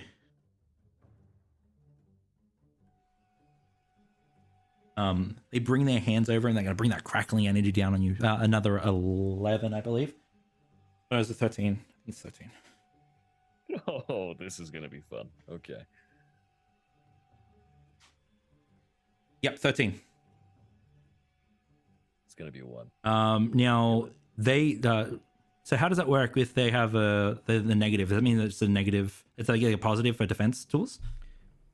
Yeah, basically it just reverses on whatever it is. So yeah, cool. I need defense tools as they start to crackle. Do you want to use your counter? I do. Okay. Okay, so first of all, I'm going to use my counter spell. Yep. That is a 15. 15? Okay, cool. So yeah, it reaches out and it sort of like grazes its hands against you as the magic suffuses. And because it's a tome, I turn the spell back on him. Awesome. Boom! And he takes 3 damage. Salt in your eyes! All right. Okay. How I'm going to flavor this? Guy keep in his pockets. Yeah. So salt starts to spray out from you. It doesn't have range. It's the effect for the counterspell, right? Okay, cool. What I'm going to say instead of the salt being thrown from where you are because you're currently prone, the fish head that you threw before suddenly starts like animating and the mouth starts to move. It looks down and then it explodes into inky black magic and salt that just sprays all over the Resurrectionist. At this point, you start to see it wail and moan and it's not having a good time. It looks out towards the relic and says, No, it's not my time. No, I still have so much to do. Please, no. You start to see Nemo start to be suffused and pulled towards the orb. And as that happens, you see a spirit leave their body. Boris, they're living. Yeah, boy! Get him! Eat him! All right. So we excited. because at the end of last session, I succeeded on my root destiny, for you must dredge the waters until the just give up their dead. We decided that the benefit of that was that I'm going to not only level up in my regular pursuit of Performer, but I'm also going to simultaneously be leveling up in Ghost Eater. And what the Ghost Eater means for me is that I can, at 0th level, harvest ki or harvest chi from them. When a living or spirit creature of at least minion rank or higher, I'm assuming they're minion rank or higher, is killed within 8 yards of me, I can choose to harvest its soul and gain the following condition, chi +1. I don't know what it means, but whatever. I'm going to do it anyway because it sounds fun. So as it starts to get sucked towards the orb, Boris has just been attacked by these other zombies and did like a little broken bone escape from them and stood up on the other side. Feels slowed again from this orb and everything's slowed down. Bullet time for him. And then he just kind of puts his hand out just nice and slow through all of the flesh that's kind of floating up from the decaying bodies. And like he's underwater, just kind of, he pushes some of the flesh aside and sees the necromancer just on the other side of it, starting to zoom out. And he just kind of reaches out, and all of the bones in his arm start to crack and break and elongate, and you can see that some parts just completely dislocate. He dislocates his elbow, he dislocates the bones in his wrists and his fingers. Sorry, Matt. And then he pulls, I'm not sorry. And then he pulls out, his hand grows to about twice as long, and then his almost boneless fingers just wrap around the face of this necromancer. Oh, I love it. And just absorbs the flesh into his own, and then pulls it back into himself. Hells yeah. As that happens, you start to see the swarm of mindless zombies stop. They don't seem aggressive towards you or your companions anymore. And in fact, you can feel their presence sort of interfacing with you. As you feel this sustenance be taken in by you, you hear that same voice that everyone else is hearing. However, no one else hears it.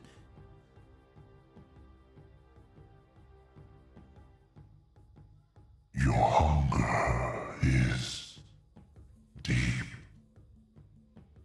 Good. You interest me. As you feel that, there's almost this this feeling towards the orb that you have. It's similar to the tugging motion that I described before, but you feel it towards the orb now. You didn't feel it towards the orb before. Right. It almost seems as if you were to call the orb, it would come down to you. Give me a necromancy check. I'm going to say it's a positive flip. However, it is going to be medium. So let's make it a 10. Cool. Flip for me, Dag. How does Boris keep getting creepier? Hey, there's my 10. There it You is. did that. Takes me to an 11. Hells yeah. All right.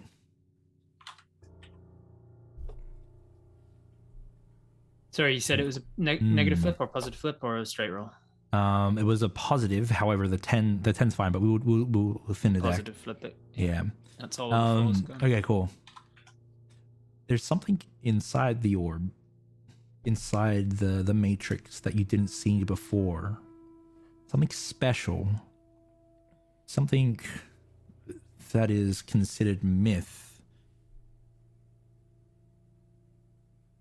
Within that matrix, that magical apparatus, is something known as the Gorgon's Tear.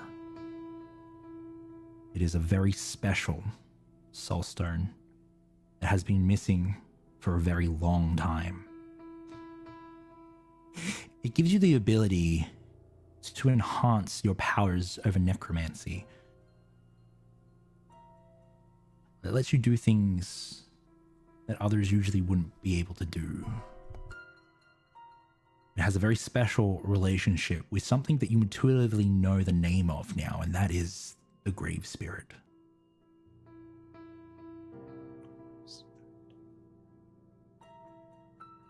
The Grave Spirit is this primordial force, much more powerful than the most powerful beings in this world that are known in the history books as tyrants. In fact, it was the Grave Spirit that defeated the tyrants during the age of the Tyrant War. Something very strange is happening. For this thing to be here, for you to be hearing the whisper.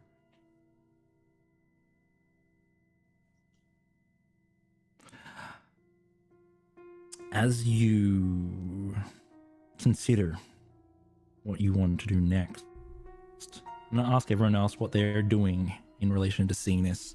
Morgan is currently scratching down information as fast as she can, and doing whatever she can to recall any of this knowledge.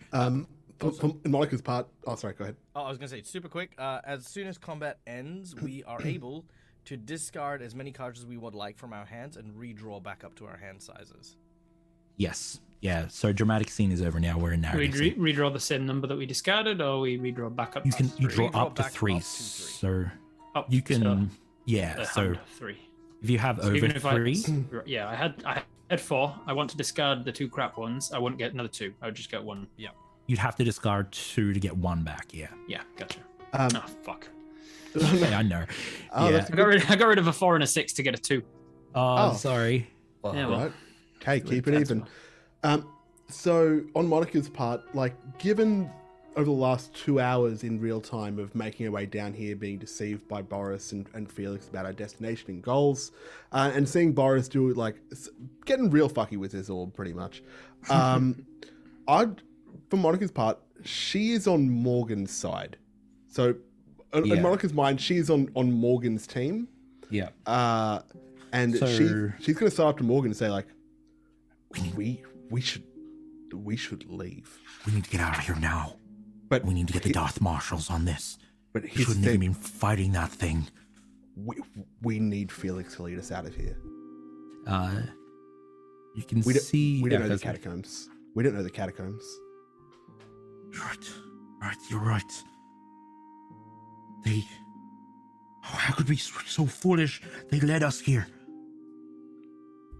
All right, we can do this. We're plucky. We can figure this out. We just Plucky, let here- them. Here, take a cigarette. You see her hands trembling at this point as she takes the cigarette. It seems to shake and miss the mouth a few times.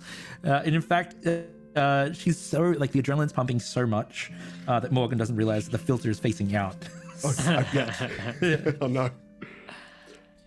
So one thing I will say about this little moment right here is that Felix did mark all the walls and all the places that we You turned did, to. yes. So that's I'm gonna up to you guys say, if you decide to notice it. yeah. So what I'm gonna say is, game master wise, to get out of here, the measure of success will be how fast you get out of here. You get out of here if you travel. If you travel out of here, regardless, it'll scale the time that it took to get out of here, and that'll be a positive flip because of the marks. On top of that, I'm going to say as well, if the chase scene does happen, well, that's going to be interesting. But we'll cross that bridge when we get there. Well, for my part, Monica's intent then is to leave if there are marks on the walls. Yeah. But however, she's waiting to see who of the group is actually going to make the way to leave with her. Yeah, exactly. So Morgan's going to say a little bit more about the situation. She takes in a big puff of the cigarette and then exhales the smoke permeating the air. We need to get the Darth Marshals on this. That was a resurrectionist. I mean, there was a chance that we were going to run into it, but I didn't know we were actually going to face one. That's not good. Look at those things. And she points to the zombies. They're still alive. This is bad. Whatever that thing is. And she points to the orb. It's The not orb good is. at all. Boris is going for this orb, by the way. He's pulling it straight towards him as sure. soon as he.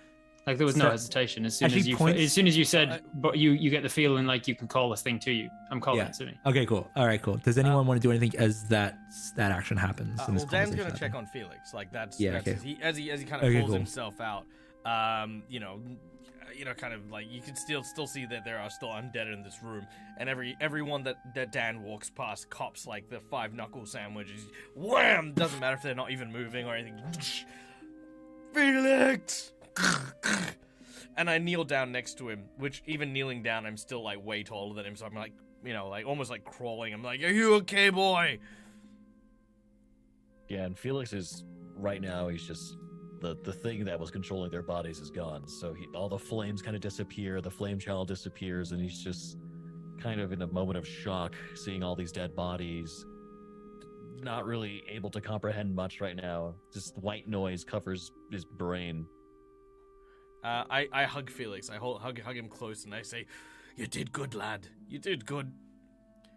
Oh, old Dan couldn't keep you safe. He couldn't keep them all safe, but God bless. You've still managed to hang on. That was right foolish of you, lad. I've become Scottish again. Definitely. It's just when I'm upset." Felix is crying. You stabbed him good and proper. Just like we taught you. All the tears just keep flowing, slowly starting to realize everything that's going on. You let it out. You ain't less of a man just because you shed... What the f*** is Boris doing? Yeah, I was going to say there's a lot of talking going on. Yeah, For the amount of time it takes for me to just touch an orb. That was basically as it's like. Yeah, I was first like, thing. hello We're here. all having conversations. Okay, cool. How long does it take to write some shit down while I'm it's pulling fine. an orb into my face? This is all happening at the same time. It's a but as you dramatic outreach, orb lowering. yeah, and It's you, a dra- it's a it's dramatically very slow dramatic. It's a lowering. powerful relic, guys. As Well, you then I'll start jump to it. Yeah, If you it start takes too to- long, I'm an acrobat. Yeah, I'm yeah, off in that exactly. orb immediately. So describe how you sort of reach out and sort of like try to pull it towards you. Is it more of a summoned intent, or is it you actually physically reaching for it? I think a bit of both. I think the reaching is secondary to just Right. like to sort of welcome it in as it's being pulled towards by my will, and then Okay, I'm just cool. kind of reaching up to just grab it as it Okay, gets cool. within range. All right. As you guys are all happening this, this will be a solo scene, unless you guys want to jump in and interact. So I'll try and describe the physical and the metaphysical as we go into this. But if you guys want to jump in at any point, let me know, and we will try and work it in. Okay, as you reach out, you start to hear the voice whisper into your ear.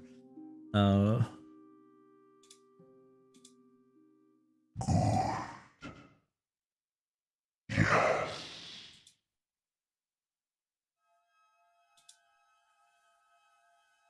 This power that you feel is but a sliver of what I can offer you. My power is yours to command.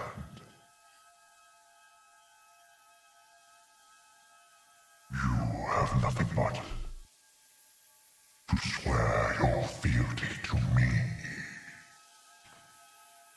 Now, this is all happening in your head. I'm gonna let you sort of like communicate via your mind, if you like, or you can speak. You haven't had any. You're still in the physical space right now.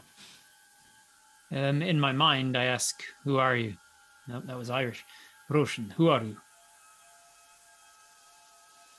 I am known by many names. The most known is the Whisper. Those that use my power channel my magics. That's pretty good. The whisper. I've heard of the Whisper then, or no? most Give me known. a necromancy check. Go. I mean, I feel I'm like gonna say I feel like it's pretty general knowledge at this point. I'm gonna say it's not. It's not. Okay. So it's not. Suck 10. it, Dag. This isn't your game. Yes. Shit in your Not. face. Give me a flip. Necromancy. It's gonna be a 10. All right. Take that, Nice. 11 Everyone plus- knows about it. Plus 1. Right. No, you do Of know 12. about it. How have you heard about this? Are you you sort of like you know a little bit about necromantic information, or perhaps you've heard of the whisper through a friend or someone else? I think maybe someone at the circus was maybe we were auditioning for new acts, and somebody was Right. doing something that was a little bit Right. dodgy Okay, cool. even for us. and we'd heard about it through him, and he was like trying to impress us by name dropping the Whisper or something. Right. We were like, nah, your act doesn't really suit our So circus. the Whisperer is this strange phenomenon. It's one of the fundamental avenues of magic in the world.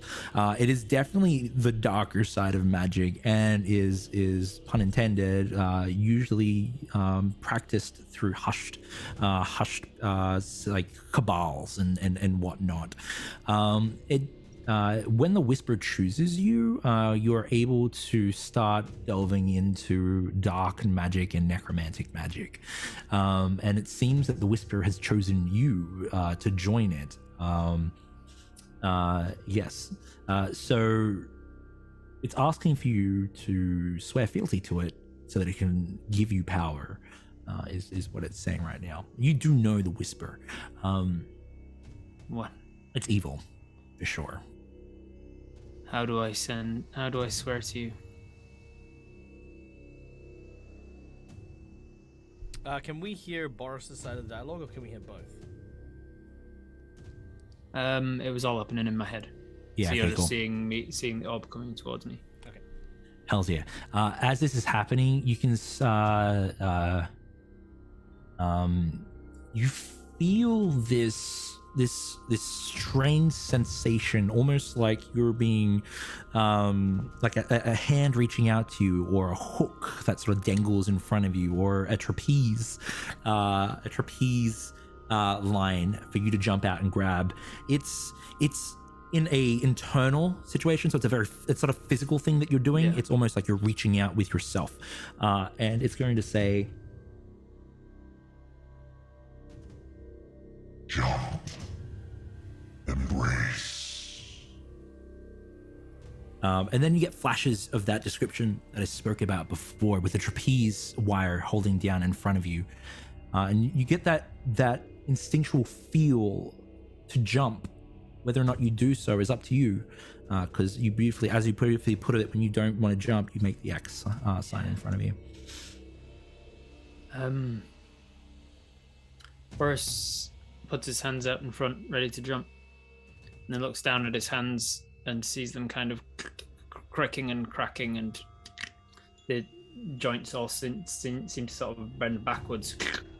And he realizes, he reflects on how he's dead and returned. He shouldn't be here, but now he's been given this ability through necromancy. He's an abomination anyway, so let's see how far this rabbit hole goes. And he jumps. All right, cool.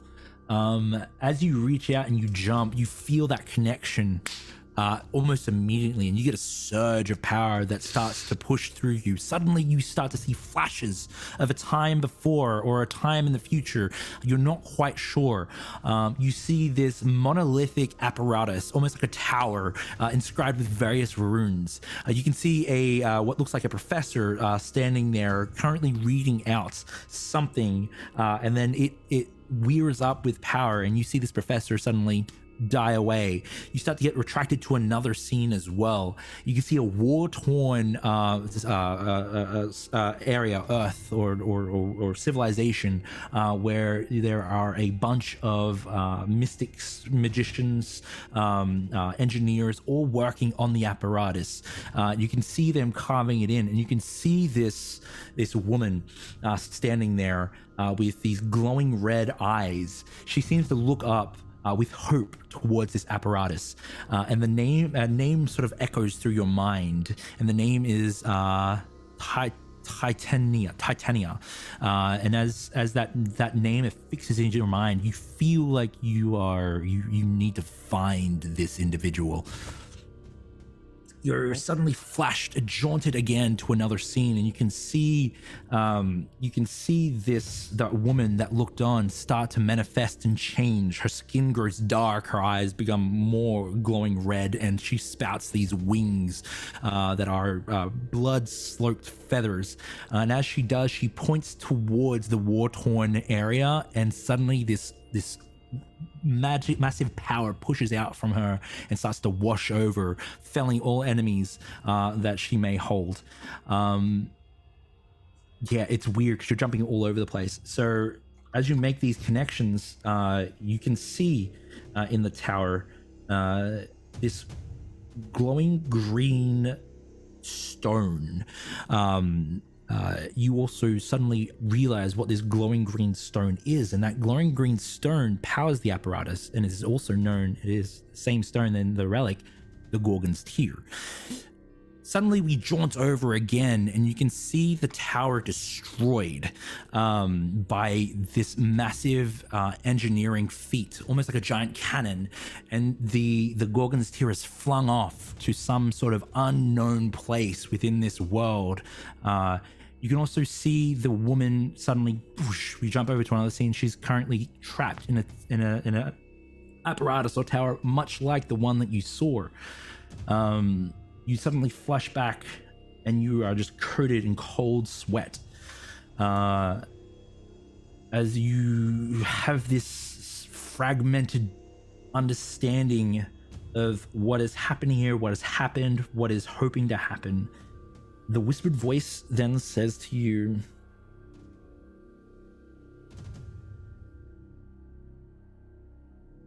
You must open the way again. Open the way with the relic. Gather as many souls as you can and open the way so I may return and finish what I started. Duh. the orb, now in your embrace, starts to calm down, and the souls of those creatures that were pushed out start to infuse themselves back in the soul. Now, what I'm going to get you to do is give me another necromancy check. I'm going to, give me another necromancy check. The DC is going to be a 10. Flip it, dag. Ooh, yeah, I'm going to cheat that in. All right, that is all of the ones gone. I'm going to cheat in my, you said the DC is a 10, so I'm going to cheat in my 10. 10 plus 1, 11. 11? Okay, cool. What you know about soul stones, they can only hold one charge. So the fact that this one holds multiple charges is very, very special. And as you look down at it, you can hear the whispers of the damned within its housing. Because the way it's designed, it actually is a matrix. You can see that they have windows into windows into windows, and it sort of amplifies the effect of the soul stones that are housed within, and they all peer into the Gorgon's Tear, which is at its middle. That green light seems to warp and glow as well, and it's almost as if you're looking down at a prison with cells, a prison, if you will, and each one holds a different person that you can inflect on and whatnot. However, there is one that isn't within there, and that is the one that you consumed. Because you have consumed Nemosis, or Nemois, thank you so much. I'm in like high king mode. You hear the voice say to you, Exact my will. Extract the head. and you see it point towards the corpse of the corpse of the resurrectionist, the necromancer. While we're doing this, everyone, what are you doing? You can see that Boris is currently cradling the relic, Bleeding. I am going to definitely go. I mean, this is the end of the one shot, so I'm going to give the ultimatum. The usual. I'm stroking the orb, but my fingers are cracking and breaking as I'm stroking them. Oh yeah, I definitely get LaFlea's vibes for from the Green Lantern fans in the chat. There's Dag, and then there's Dan. Dan's not a violent individual, but he knows, like, we just finished off with his necromancer, and the orb's definitely doing the same thing to Boris. He's gonna say it in a very intimidating way, but also like a very fatherly kind of way to Boris. Now listen, son. You need to put that down. Ain't no good that'll come of it, and it can't offer you anything you're looking for. I'm not going to ask you again. Hand it over. And let's be done with this. And this 8-foot-tall giant puts his hand out to Boris. As you hold it, you feel the powers start to suffuse in you, Boris. And what I'm going to use my fate point for, if you choose to do this, I'm going to expedite the effects of what I expect to happen here. If you wish to extract the head of the necromancer, you will gain a grimoire, which means that you gain the ability to cast spells. Yeah, doing it 100%. All right. Okay. I didn't even hear what Dan said. I wasn't listening to him. I wasn't in the room. I was in my mind. I was jumping to a trapeze. I was Rock and roll. seeing all of these images of this woman. Yeah. And then I hear him say extract the head, so I just using my hero point, you hear the sound of a wet, like disgusting sort of slopping noise as the head is pulled directly off the spine, still dangling from the neck as well. It starts to appear next to you. Your eyes start to glow the green of the Gorgon's tear, and suddenly you see the head start to move its mouth like this. As it does this, it begins to speak with the voice that you heard before. This skull now speaks to you, and it gives you the ability to cast the spell. In this moment, giving Dan the chance to react after this, because you guys can act in tandem. You have the ability of Raise Dead for sure. I'm going to say Terrifying Aura for sure. I'm also going to say Mind Control you have as well. Okay, there might be more spells later, but they're the 3 that you get straight away. Dan is going to remove Boris's head. Okay. Oh. All right. So with the hand that's not reaching out, in the back hand behind his back, Dan's got his fish gutting hunting knife. This is used to like basically cut open and gut fish. And Boris, he's gonna try and level you up. As you start to charge in, I would say that Boris, what's your reaction? I would say Monica and define charge. I feel like define charge. So as you fling into action to cut off the head, I need to know what everyone else is doing. So Monica and Morgan are trying to get out. Yeah, yep. I'm dragging Morgan out of there. Yep. Okay, Felix, what are you doing? I think Dan was just holding him 2 seconds ago, so if something's going wrong, he's gonna follow along. He's gonna follow suit. Follow Dan? Yeah. Okay, cool. As you guys all Avenger style each other, like with Thanos on one side and the Avengers on the other, but the forces of the undead, Dan and Felix and Monica and Morgan retreating, we're gonna end on that freeze frame. As you guys, we don't answer the battle or who won or who lost, but with it, storytelling wise, I think that's so cool. That's a good place. Hells yeah! I want to thank everyone for just FYI, Boris definitely won.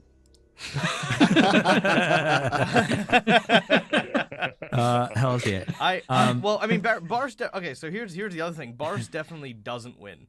Because, what I was gonna say is that we, as the players, still have a divine intervention, which you were about to roll for an attack on me, and then I was gonna say I'm gonna use the players' divine intervention to make that not hit.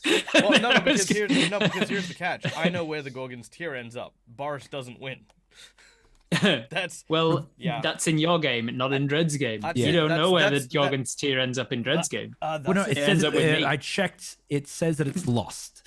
No one knows where it is unless it's in the other content that I don't have. Well, I have, but I haven't read. It's in the canon I sent you. That's okay. Well, it's not anymore. I'm changing it. Fine. It's fine. Wherever it ends up, it's now here. Exactly. That's another question to be answered. Okay, I think that freeze frame was awesome. I want to thank everyone for coming out and playing.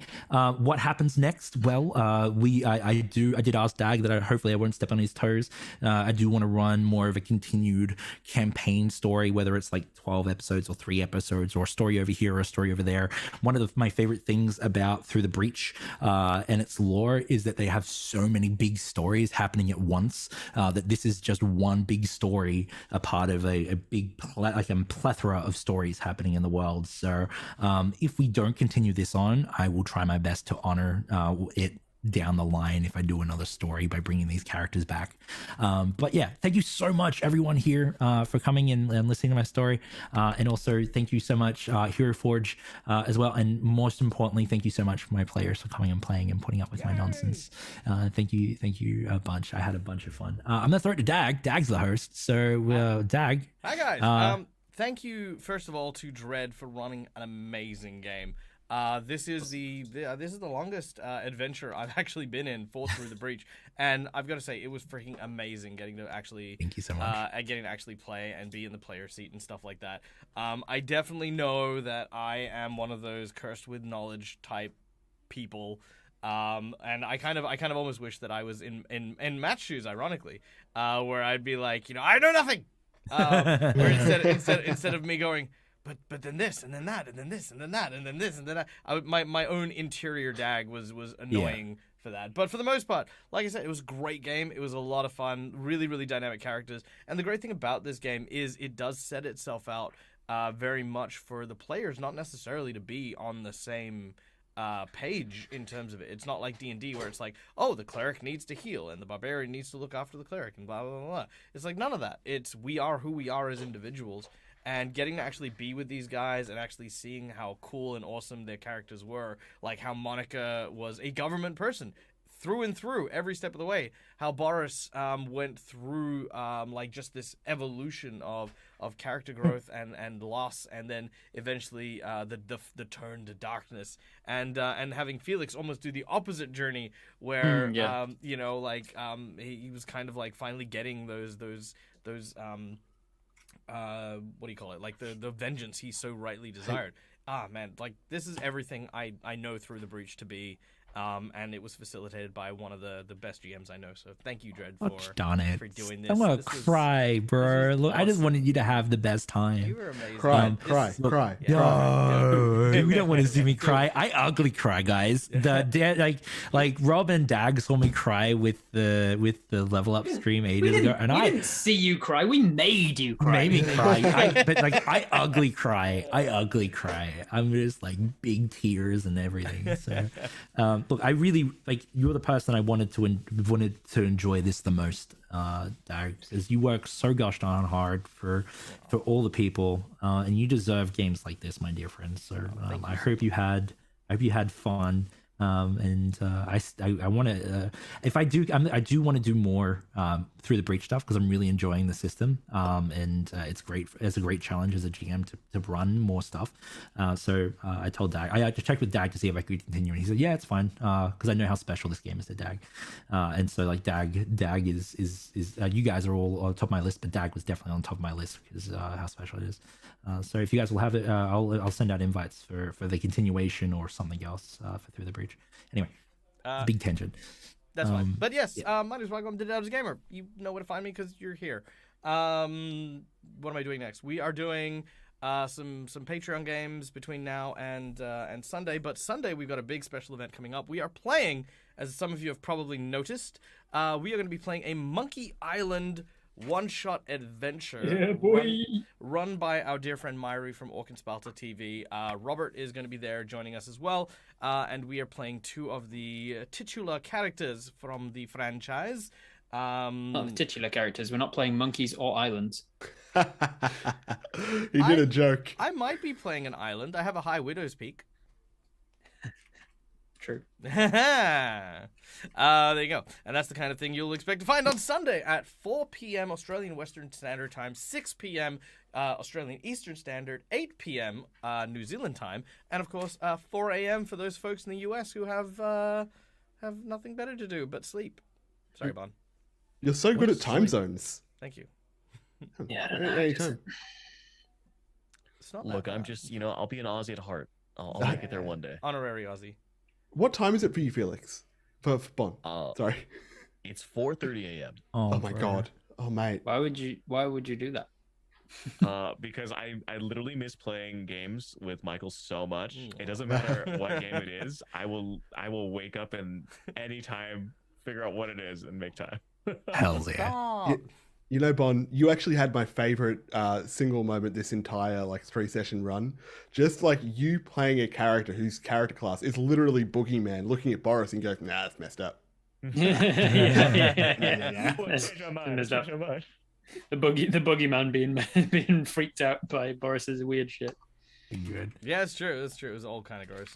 But that's me. That's it. Yeah. Hells Bob. yeah.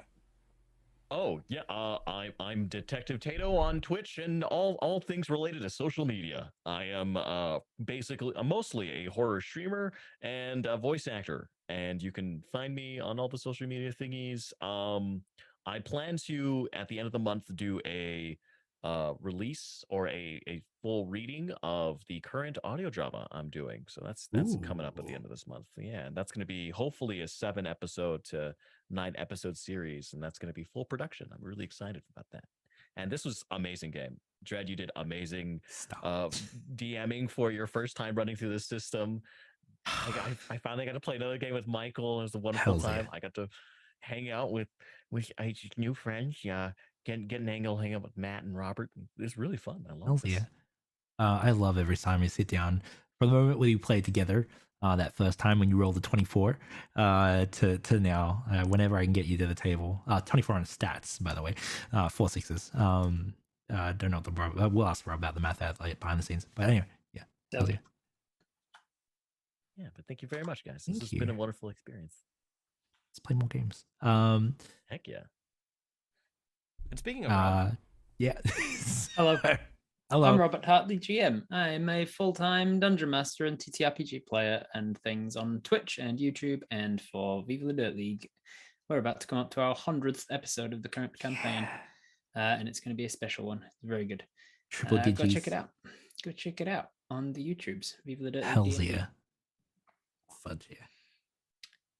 Hey, what up? My name's Matty P, and I can't be killed or harmed by conventional or mundane weapons. You can find my stuff over at MatthewPerkins.net. Literally this weekend, I have a video coming out on my YouTube channel, because that's what I do. I talk about Durgans and Durgans. That's right, Durgans. I'm talking about DMPCs and the fact that they kind of suck, but you can fix them by kind of abstracting them into a general passive ability that you can put in combat. Pretty much, if you're a rules lawyer dungeon master, you're going to see this video and you're going to have an aneurysm. But if you're a loosey-goosey fun chap, you're going to see this and go, "Oh, that's my jam. I love jam. Give me this. I'm going to click subscribe."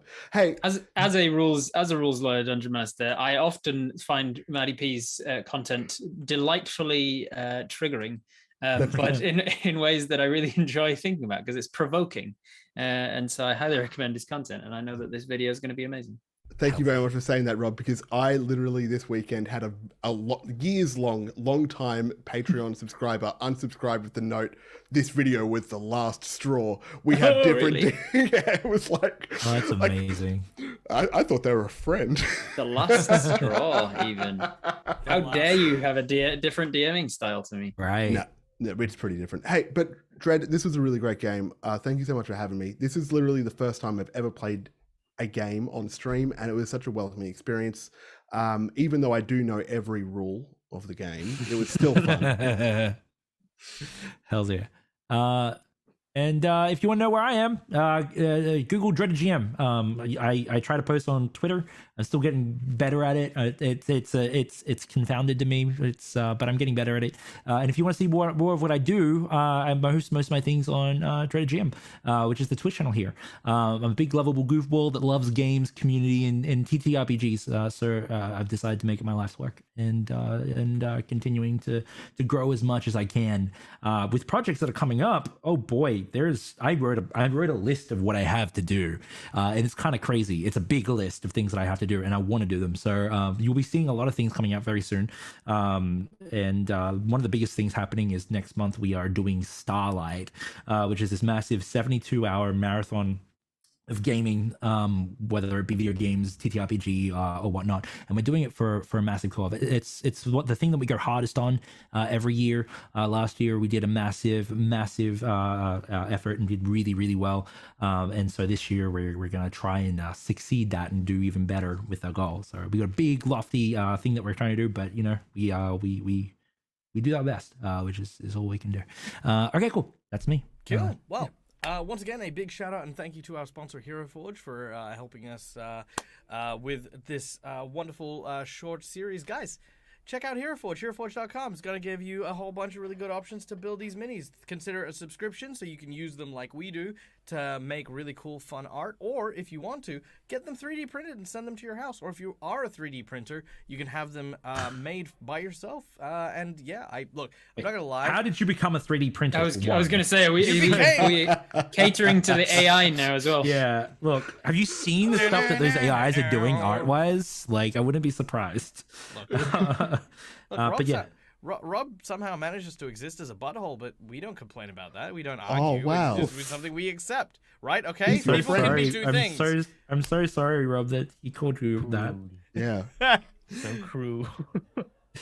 I forgot what I was doing. You were promoting the sponsor. You were promoting the sponsor. You are promoting the sponsor. Yeah. So Hero Forge, go check out Hero Forge and go do those things because they're awesome. They're a lot of fun. Now we are going to go and raid a dear friend of ours and send the community their way. This is of course a friend to all of us, which is of course Ardana, who is currently playing some D&Ds. So we are going to go love do Ardana. that. Guys, check out all of our cool stuff. Watch all the cool things that we did. A very special shout out and thank you to Rollstream who raided us during the final segment of that last little bit. Guys, make sure to go check out and hang out with all the people who support the content that this wonderful group does. Without your help, without your support, what's the point, you know? So thank you, everyone. If you check us out next week, we will be doing the penultimate episode of Sirens and Silver, looking at getting towards our big old finale on that one as well. So be sure to come check that out. Give the channel a follow, come hang out, until we meet again, as always, from us to you. Game hard. Game hard. Or die trying. Oh, die trying. Bye, everyone. Bye.